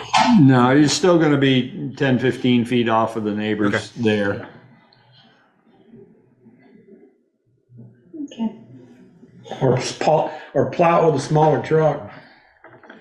So yeah, so the Act 250, I put a call into Josh, who's the district coordinator for our area, to find out from the zoning standpoint, it's a site plan change, but it's a non-substantive change. So we need to draw up a new site plan, but there's no issues there. Okay. The impervious soil will actually be decreased. Yeah. And you must be pushing the 3 acre impervious soil there. We don't even have 3 acres. We don't? No. Well, they're moving it to Baker now. Do we need a motion for this? Gotta do that. Yes, please. Someone want to make a Make a motion to change the entrance to the firefighter access for the fire station. Second. But also too, you might want to add some conditions in terms of dependent on like the costs associated with it and the Act 250, whether we can get approval for that. Well, this vote would be to authorize moving forward with those things, presuming that if they require additional approvals, they get obtained. Okay. I thought that's what we said, Ian. I didn't hear. That's not the specifics of that aren't in your motion. No, that was my concern. They were basically authorization to proceed. Okay. All right. That's fine. I will second that. All right, all those in favor? Wait, Whoop, hold on. Brett's Question got a from question. Brett's got a question. Go ahead. Well, I guess it's related to the neighbor to the west. I'm happy to volunteer, but to identify a person to go have that conversation with our neighbor. If you're volunteering, we're accepting. Yep. If you folks are okay with it, I'm happy to do that. Great. I think it's a great idea. Okay. Thank you. All right. All right. Now, all those in favor? Aye. Aye. Right. All right. I don't hear any. I'm a opposed. nay. You're the nay. Michelle is a nay. Sorry, I almost didn't even ask the question. So. Brett, you have one more question? I'm sorry. Just one last thing. I didn't give Ian Albinson credit for that photo. That's his photo. That was a great day. It was a great day. Great photo too. So did I understand that motion was 4-1? Yes. Yes. Okay. Okay. Thank you, Brett. Thank you, Eric. Thanks, Brett. All right, now we're on to number 5. Vermont State Hazard Mitigation Plan Update. Review and discussion of survey questions. Hopefully folks had a chance to glance at the information that was posted on the website from the Vermont Emergency Management Office. They're working on the update of the statewide hazard mitigation plan, and they're asking all select boards and members of communities to consider. They've listed 6 specific questions. I can post them on the screen.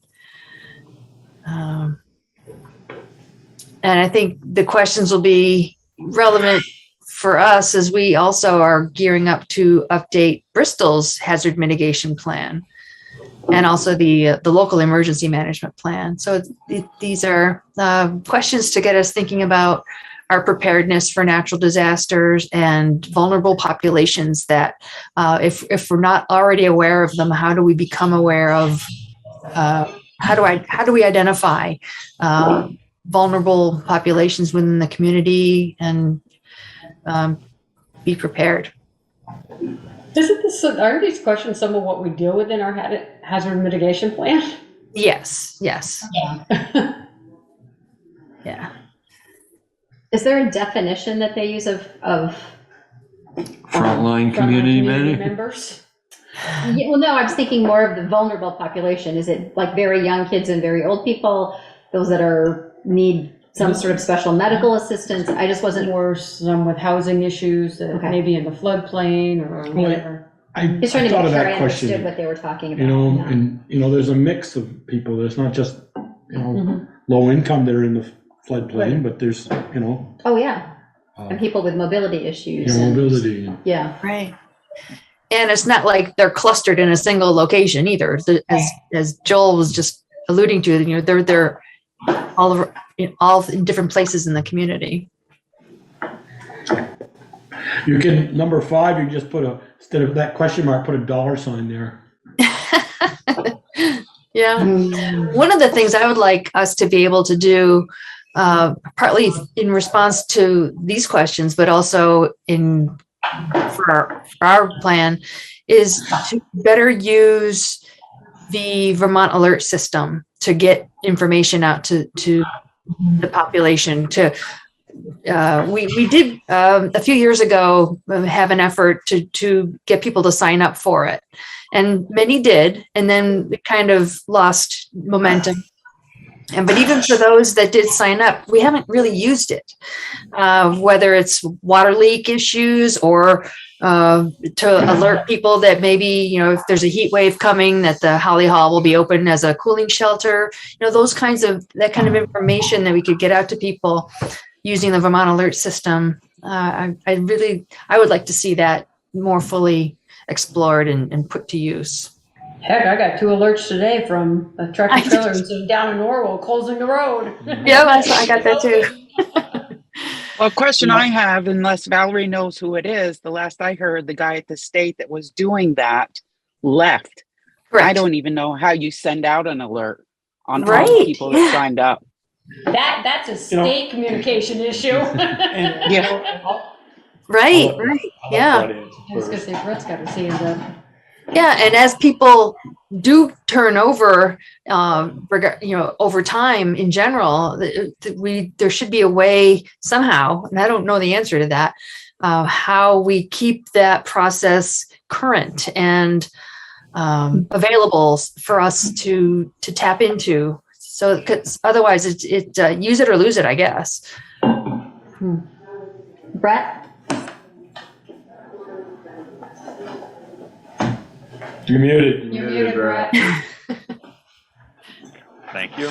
To answer Sharon's question about VT Alert and access, Sharon, you can contact me tomorrow. I supervise that person, and actually I'm in the process of hiring someone, so I'm currently doing all the work. Oh, cheapers. So, but I can help out with that. And then Cool. just back to the earlier one, you all were discussing how to identify vulnerable persons within the community. Has anyone heard of that CARE program that the state has, the Citizens Assistance Registry for Emergencies? That's it's kind of sponsored by the E911 board, Vermont 211, Vermont Emergency Management. We actually had a meeting today, but it's a system where a person or a family member registers their loved one, who is vulnerable. And so in the event of an emergency or in anticipation of an emergency, when big disasters on the horizon, the town's emergency management director, can request that information at that time so exactly where these people live. And so you can focus your attention to them, should we get struck by some large scale incident. So there is a system in place, but kind of like VT Alert, to your point, Valerie, systems are only as good as people use them and keep them up to date. Mm-hmm. And get the word out that they're available so that folks know to sign up for them. Yep. And what is a frontline community member, Brett? Do you know? A frontline community member. I would have to look that one up here. I don't know. I mean, it's mentioned in here like 4 times. So. Well, it says individuals or groups within your community would be most harmed by or have the most difficult time recovering from a natural hazard event are frontline community members. That's what they're defining. They do define it. All right. Okay. Yeah. I mean, and going old school, we have something still that I think the town's got a unique in its way that we could still use if everybody knew what the blast was the old fire whistle. Yeah, well, you're not gonna hear that at my house. No, but you're going to hear that for a long ways. If that thing keeps blowing, and they'll go, oh, we know what it's been pouring, raining for 2 days. Interesting, yeah. And they blasting the whistle. We better go to the alert. Huh. Where does that live now? It's mounted at the fire station. It's at your fire station? Yeah. I didn't even know. With a that. big old tank still hooked to it. I mean, there had to be some quirks worked out and things of nature, and the town would. Forum would be a Twitter if you use it. They'd have to be. Yeah, if it started blowing, people are going to start calling their neighbors. And what's going on? They say, well, that's a natural Most disaster. of them don't know. Well, Right. to Joel's point, we put a lot of emphasis on electronics, the web, phone systems, and we prepare for all these systems going offline. So when those those more I hate to say doomsday scenarios, when you're going to resort to, amateur radios to communicate, and how do you notify the public? That whistle, that air horn, if there was a policy and procedure in place, in the event of an outage, whether it be, with electricity outage that affects the web and people are in the dark, if the air horn blows X amount of times, that means you should go to the fire station. You should go to the town hall to seek additional information. We're creating hubs like that around the state for those various scenarios. So when everything goes down and people don't know what's going on, where do they go to get information? So it's not a bad idea. Yeah, it takes educating the community, but that's doable. But they're gonna ask questions if the horn starts blowing. Exactly. They're gonna call somebody. They'll all look If the phones work. March of 1974, when the horn kept blowing about 3 o'clock, Main Street was on fire. I said, I gotta go down. I was a sophomore in high school. I gotta go down and see what's going on. I'm sure you were helpful. No, but, No, he wasn't. No. He admitted it. I had to get to baseball practice at 5, so I was on my bike. So. I apologize. I didn't mean to derail your. No, it was good. Good information. No, it was good.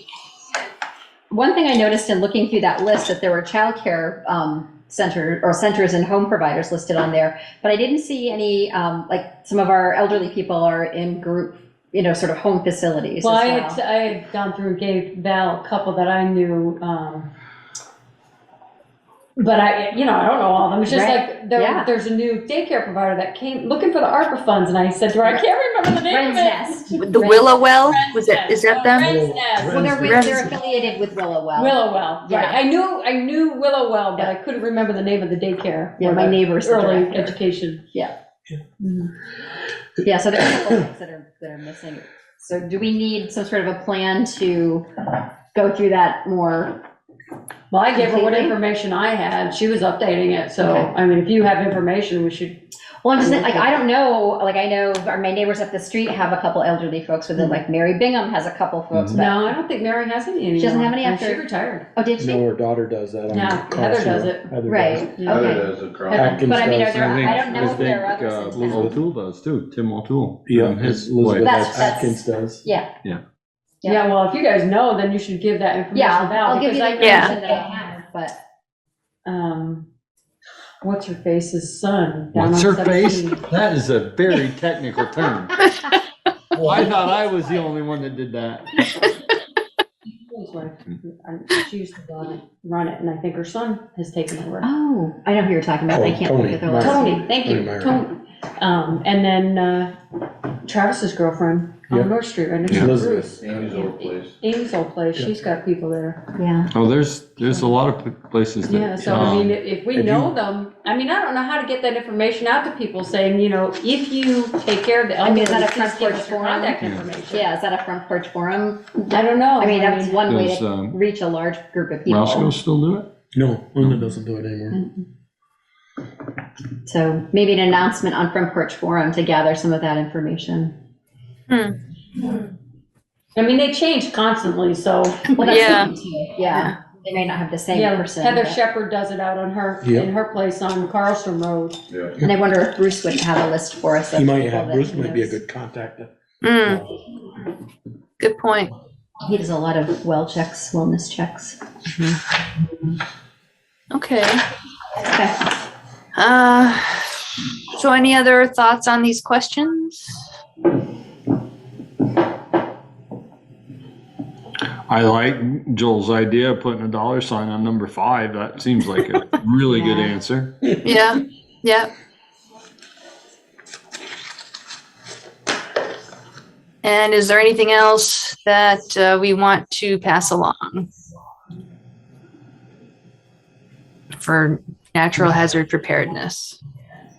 Yeah, I don't know, but number 4, they took care of one of them, which was Sycamore Park, when they said, guess what, you can't live here anymore. Right. I mean, they may wind up doing that with some other places if, That's possible. I mean, if the river moves and ebbs and flows, they're gonna, I mean, I always worry about the trailer park down here.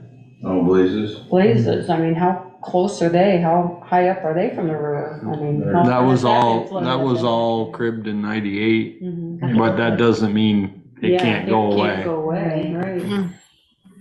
And there's the house on the corner of 116 that gets flooded every year too. Down by the park, right across from the park. I was just Yeah. thinking about that one. Yeah, well, they took out the trailer that was below that always Yeah, flooded. there was The one two up there. doesn't. Yeah, my There was grandfather two there. Newton used to live Yeah, there. the first one is up high enough that But that used to be they're awful. I used to usually stay pretty in that good. trailer with my grandpa. I mean, his garden gets flooded. Oh, it's the best thing for He it? gets a lot of good topsoil He on does. that. Yep. Got a lot That of river's silt. still, I think that river's gonna come the other side. of that Yeah, and I big don't know ridge about Maple Ridge if someday. they're far enough away. Yeah. no. They're far enough and high enough away. I think so. But All right, well, if folks come up with any other thoughts, feel free to pass them along. And I'll follow up this week with the Vermont Emergency Management to pass along what we've talked about. Alrighty. Okay. So on to number 6. Review and adoption of the Bristol Local Emergency Plan. Right. Hopefully folks had a chance to check it out. Let's see.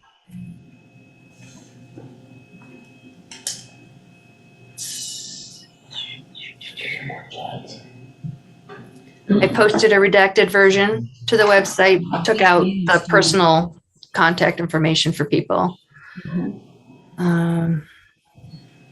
As I mentioned, there's been a little bit of some updating on some of the key individuals. And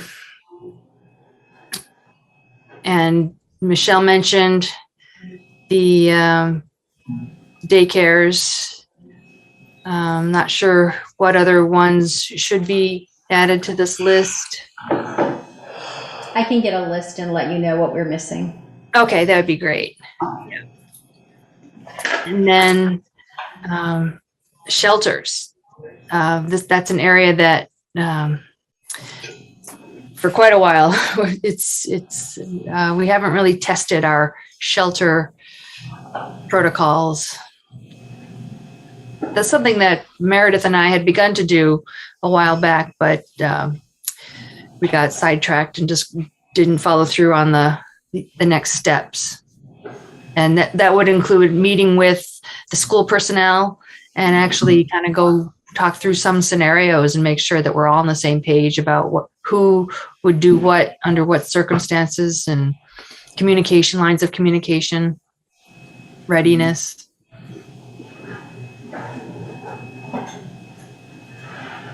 So those are still to be determined.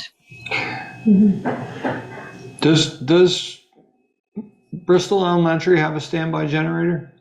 No. But Mount Abe does. Yep. I mean, we might want to rethink that. well, that's the alternative. The elementary school is the alternative. Mount Abe is the. It's the first. Oh, okay. Mount Abe is. She's just got it down a little farther. There. That is a Mount primary Abe. local shelter.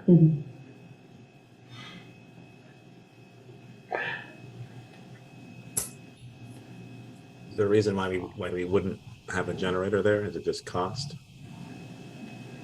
That's a school thing. That's a I think it's- school issue. yeah. You'd have to ask the school. I'll do that then. I was looking at just our I guess everything I've asked was there. Val, looking at our social media, our links. Can I work on getting all our links the same instead of it being random accounts? What do you mean? Oh, sorry. Just in terms of our contact, in terms of Facebook and Twitter and things like that. Can we do them so they're all like Bristol VT instead of Bristol Town Admin and some of the other ones that we have? We can try. Just for consistency and things like that. I know Sure. it's not tremendously important for this, but it just helps people remember so they know they can go to various sources for information and use the same details for the town. Well, for the social media ones, those are tied to my specific accounts. So they're not other than the town Facebook. They're specific. Can we make them more broad then? So it is the town as opposed to your personal accounts? Sure, I suppose. Okay, I'll work on that. Because we've got Okay. like our site is bristolvt.org, and then our Facebook is Bristol VT, but then Instagram is Town of Bristol VT, and then Twitter is Bristol Town Admin. So I'll just sort of work on those to try to get them more consistent. That it helps going forward too when we're gonna redo the website. Mm-hmm. Do you want a motion to approve with changes? And Yes, please. keep it updated? So I'll make that motion. Second. Excellent. That brings up a question. Should we ever, I mean, we've all got our own email, Michelle's and M Pearl or whatever, Landrock or Yahoo one, Joel Booger. Should we all have one that says Town of Bristol? I don't know. We've had Yes, Well, we should. We've had a discussion before. Ian would love that. You know, I would love I would that. love And at the moment, for some reason, it costs us $100 for each of us to have one, which shouldn't be the case. And I'm working on that.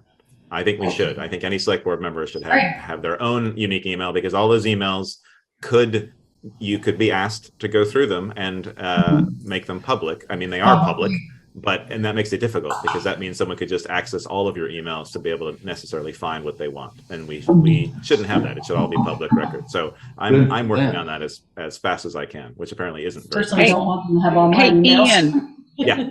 Ian, have you talked to Dominion Tech? Because I saw something on our MuniNet that said that you can do group emails through Office 365.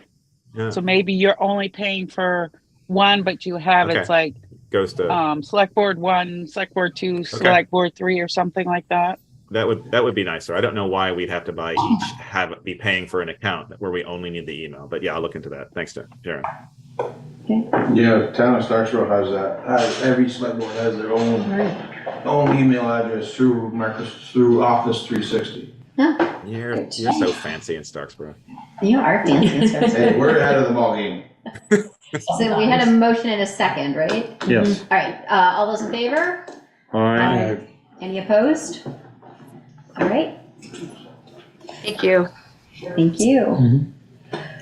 Number 7, approve letter of intent to participate in the FY 2024 VTrans Municipal Road Grants in Aid Program. So moved. Second. I don't know why we wouldn't. All those in favor? Turn down money. Aye. Aye. Thank you. There you go. That was an easy one. Retroactively authorized submission of a teen center grant application to the J. Warren and Lois McClure Foundation for employee support. So moved. So moved. I'll second then. He can move it also.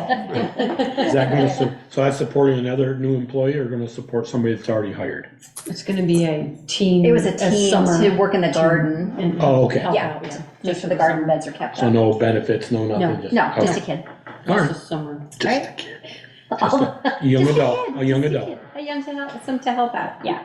So all those in favor? Aye. Anyone opposed? Okay. Review and approve the minutes from March 27 and April 10. I'll make a motion to approve the March 27 minutes with whatever changes we made. I have not checked out the April 10th ones Yeah. yet. I did the 27th, but not the 10th. Okay. All those in favor? Aye. There you go. Authorize accounts payable, warrant, and any liquor or tobacco licenses. And it Were looks the like we April have- 10th minutes approved? No. No, we haven't had a chance. I haven't had a Okay. chance to look at them. I didn't look at them either. Okay. Sorry. Sorry, we were jumping right ahead. Sorry. Gotcha. It looks like we've got liquor licenses for the Tillerman, Bristol Country Store, and Nomadic Chef, which is And Canada. also, I got one late this afternoon for the mini factory for their first class and outside consumption. That should be the last one for this round of licenses. I'll make a motion to approve this. I just have a question on the tandem one, is that first? Oh, wait a class- minute. Whoops, Second. I'm sorry, Peter. It's okay. Second. I thought. Go ahead. So the first class, is she having a restaurant there now? It's always They been do. a bit of. Yeah. Go They ahead. do They do sit down they do. meals. Yeah, that's the only one she has is a first class. Yeah, it's just a pop-up. They don't do it regularly. Okay, that's what I was wondering, Yeah, because so it's for their pop-ups. I don't know what they're classified for their wastewater, how much wastewater they got approved for. Well, they don't seat very many. They have one big table. They have They're a usually big. pretty good, well, they have a pretty good number of seats too, because they got them when we had extra, I believe. I just didn't know if she's exceeding the capacity of. I wouldn't think so, given the amount of pop-ups that happen there. It's not that many. Yeah, she What like Michelle threw said, me was the most first class take out. restaurant license, that's what I. Yeah, they've always had that just in terms of supporting the pop-ups that they do. Okay. Okay. Good. All those in favor? Aye. Anyone opposed? The warrants were $97,121.15. Thank you. Select board roundtable. Why don't we start with Michelle? I have one thing, I don't know if anybody's checked out the Howden Hall sign, but it is in pretty bad need of repair, repainting, redoing something. Reg is fully aware, and I've talked to him, and I've connected him with the designers that worked on the town signs. Okay. And I hope that when their schedule opens up and when Reg gets to organizing with that, he'll hopefully work with them to maybe redesign that sign. All right, when I went by it the Yeah. other day, I went, oh man, that's bad. It looks sort of like a horror Howden Hall at the moment. It's like, well, Come into our like we've museum. neglected it for way too long. Right. That's all I have. Joel? Skip me for a minute, because I'm sending something to Ian and Valerie, and I'll show you guys. Okay. Peeker, I'm good. you're good. Oh, Ian. wait, Peeker. Oh, wait. Peeker. I have a question Yes. for Peeker. Did you talk Yes. to Greg Butler about the cemetery? He was in the other day and asked, and I told him I wasn't sure where we were at with that. If we're getting ready to take those trees out or not. I guess I'm gonna have to go down and take those trees out because it doesn't look like we're gonna get to cut the others Yeah. at this point.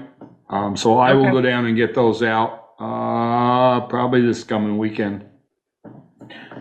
So you can. And that guy never called you back in there? I've called him again 2 weeks ago, I called him the night afterwards, a meeting from Job Corps.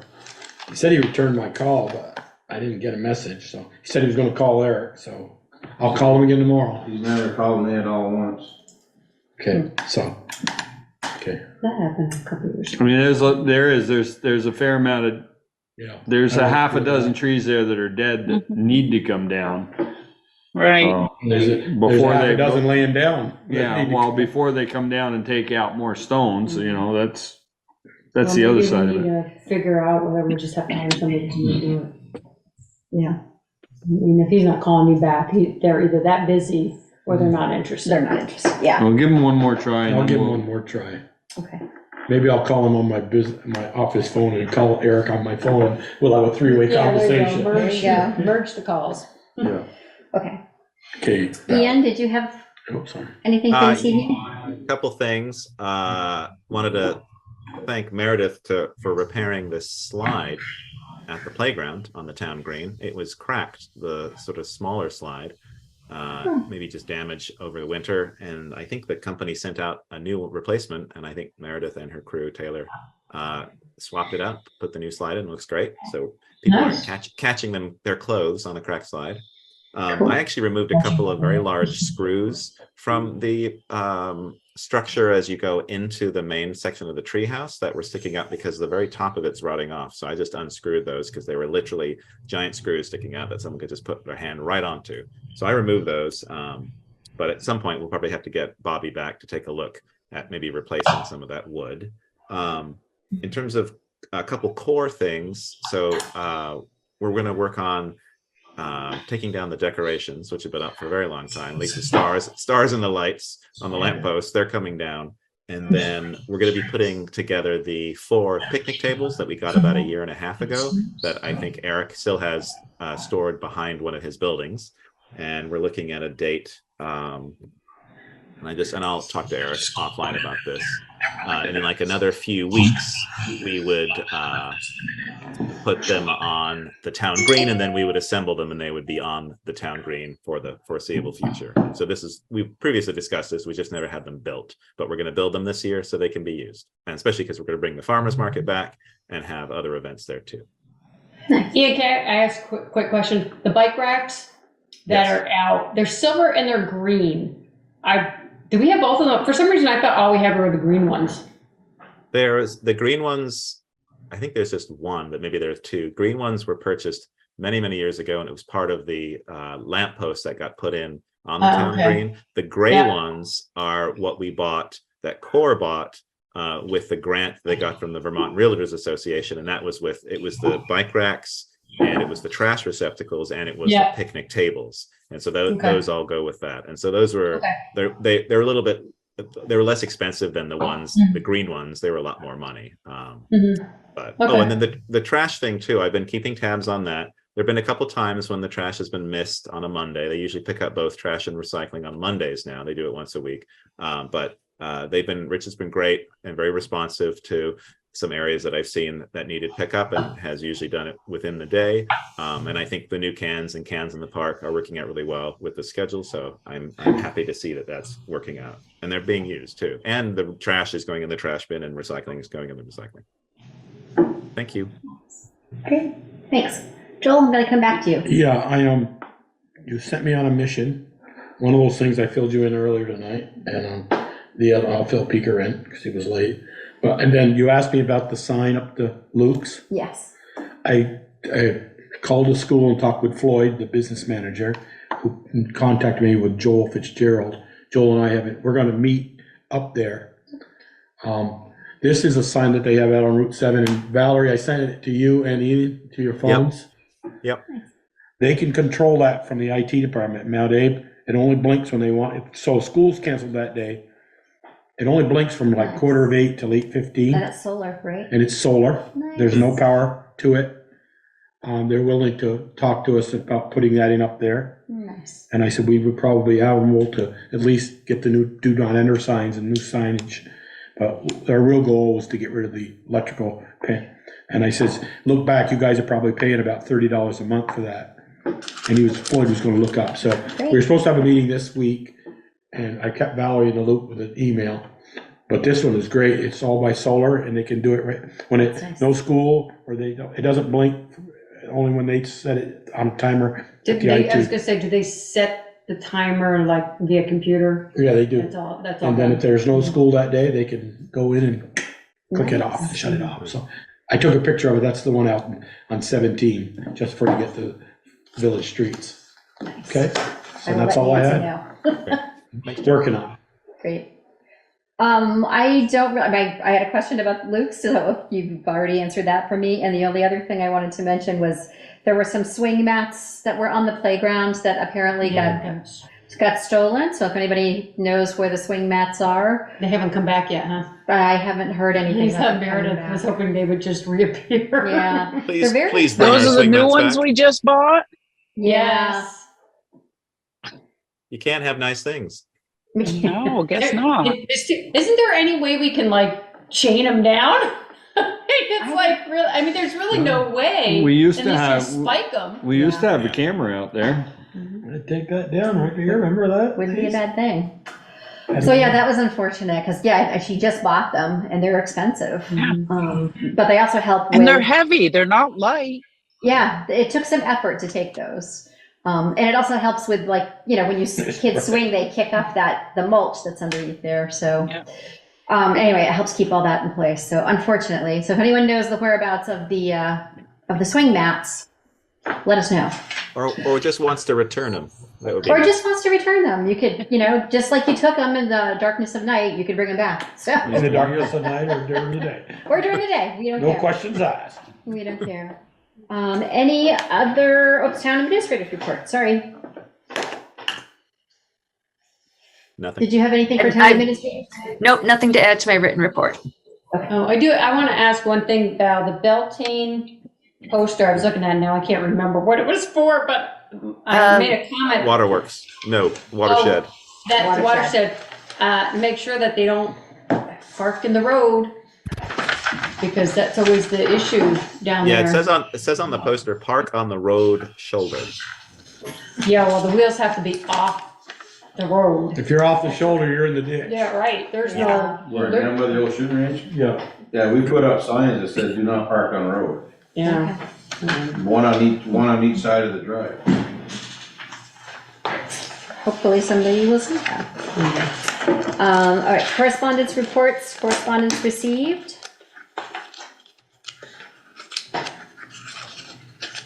Done? Do we have any correspondence we need to know about tonight? You're muted, Val. Yeah, just what was listed in the TA report and posted to the website. Great. Great. Anything else that we missed this evening? Just I will be at the May meetings, I'll be here, but I'll be maybe late. I have to umpire in Shelburne both those days, on Mondays. All right. I just got one thing, if I may. Sure. Just for you No. guys, I don't know, just for you guys' consideration, when you guys approve liquor licenses, if they run during the winter, can there be a provision in there that they cannot put out their, chain link things that where the people have to sit, because they interfere with plowing the sidewalk. Mike's ran over the one where the old bakery is twice now during the winter, because they have it out so far in the sidewalk that you can't get through with the sidewalk plow. They don't pick it up or they use it in They winter? use it in the winter? Yeah, they had it out there, I don't know how many times this winter. They leave them out all night. No, they bring them inside. But during the They have day, the chairs out there too, Bill. You know, Yeah, they got Don't they? chairs out there and then the thing, and then of course, according to the person that I talked to, is they sell liquor there during the winter. And they come out and sit out there. Well, I've never seen anybody sit out there. Well, and they but shouldn't be anyway. allowed They're not outside. even open in the evening, are they? So, Don't they close at so 3? maybe it's as simple as when the winter parking ban goes in effect, the things go The away. chains. things go away. You know, that's something I've noticed. They're crowding that. You try to walk from Covers down to the bank or wherever, down through past Snaps.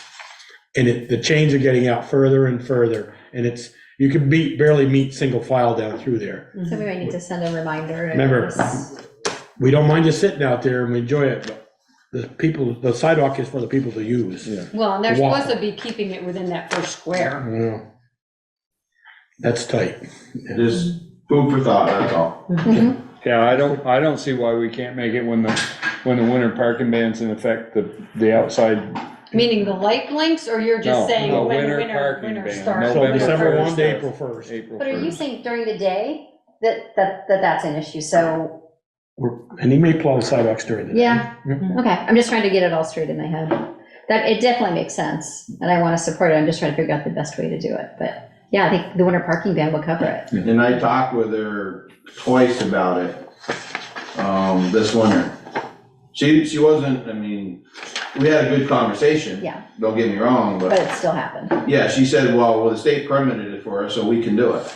We could No, make that- we permit it. we- Well, Yeah, that, she said this, Yeah. whatever. but that could be a And, condition of the permit. Yeah. Yeah.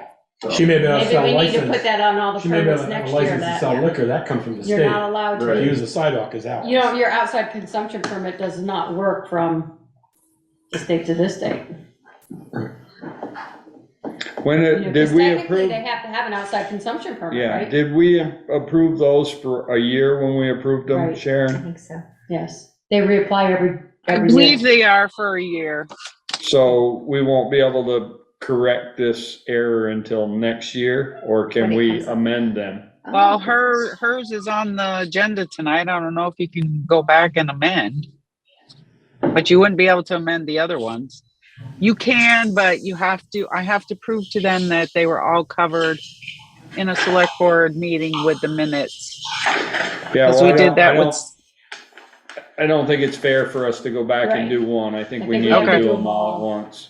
yeah, you Acid. could do it in a subsequent meeting and send the conditions to the state and say, these are conditions that we want. That's what we did with South Mountain, because the original conditions didn't get put on last year, so we could do it in a later meeting.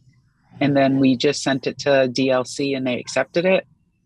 I mean, that may be what we do, because I think we do it later and say, any, permits that we issued for outside consumption is only valid through this date and this date. Is that true just for Do it- me? Yeah, do and I it gotta late. look and see if I almost think outside consumption's a shorter period, but I don't remember.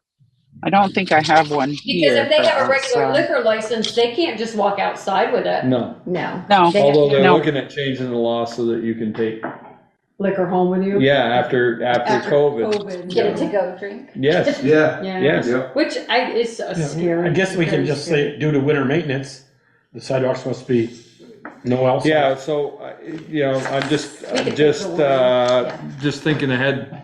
We're gonna have to make it specific to Main Street because I know the Legion has their outside Yeah. consumption. Well, if you can. And but they Tillerman's don't has usually- outside consumption. You go out and Yeah, if smoke they it. if gotta they go smoke out it. to smoke, they'll take a drink out with them, yeah. Well, okay, so given that, I don't know if I agree with not allowing it during the winter time. The problem is the sidewalk plow not being able to plow because their stanchions are in the way. They just need to move their stanchions. I think we can still allow them if we can to have outside consumption, but their stanchions need to be on one square of the sidewalk. That's what they're. No, the sidewalk No. plow won't fit when they're out there.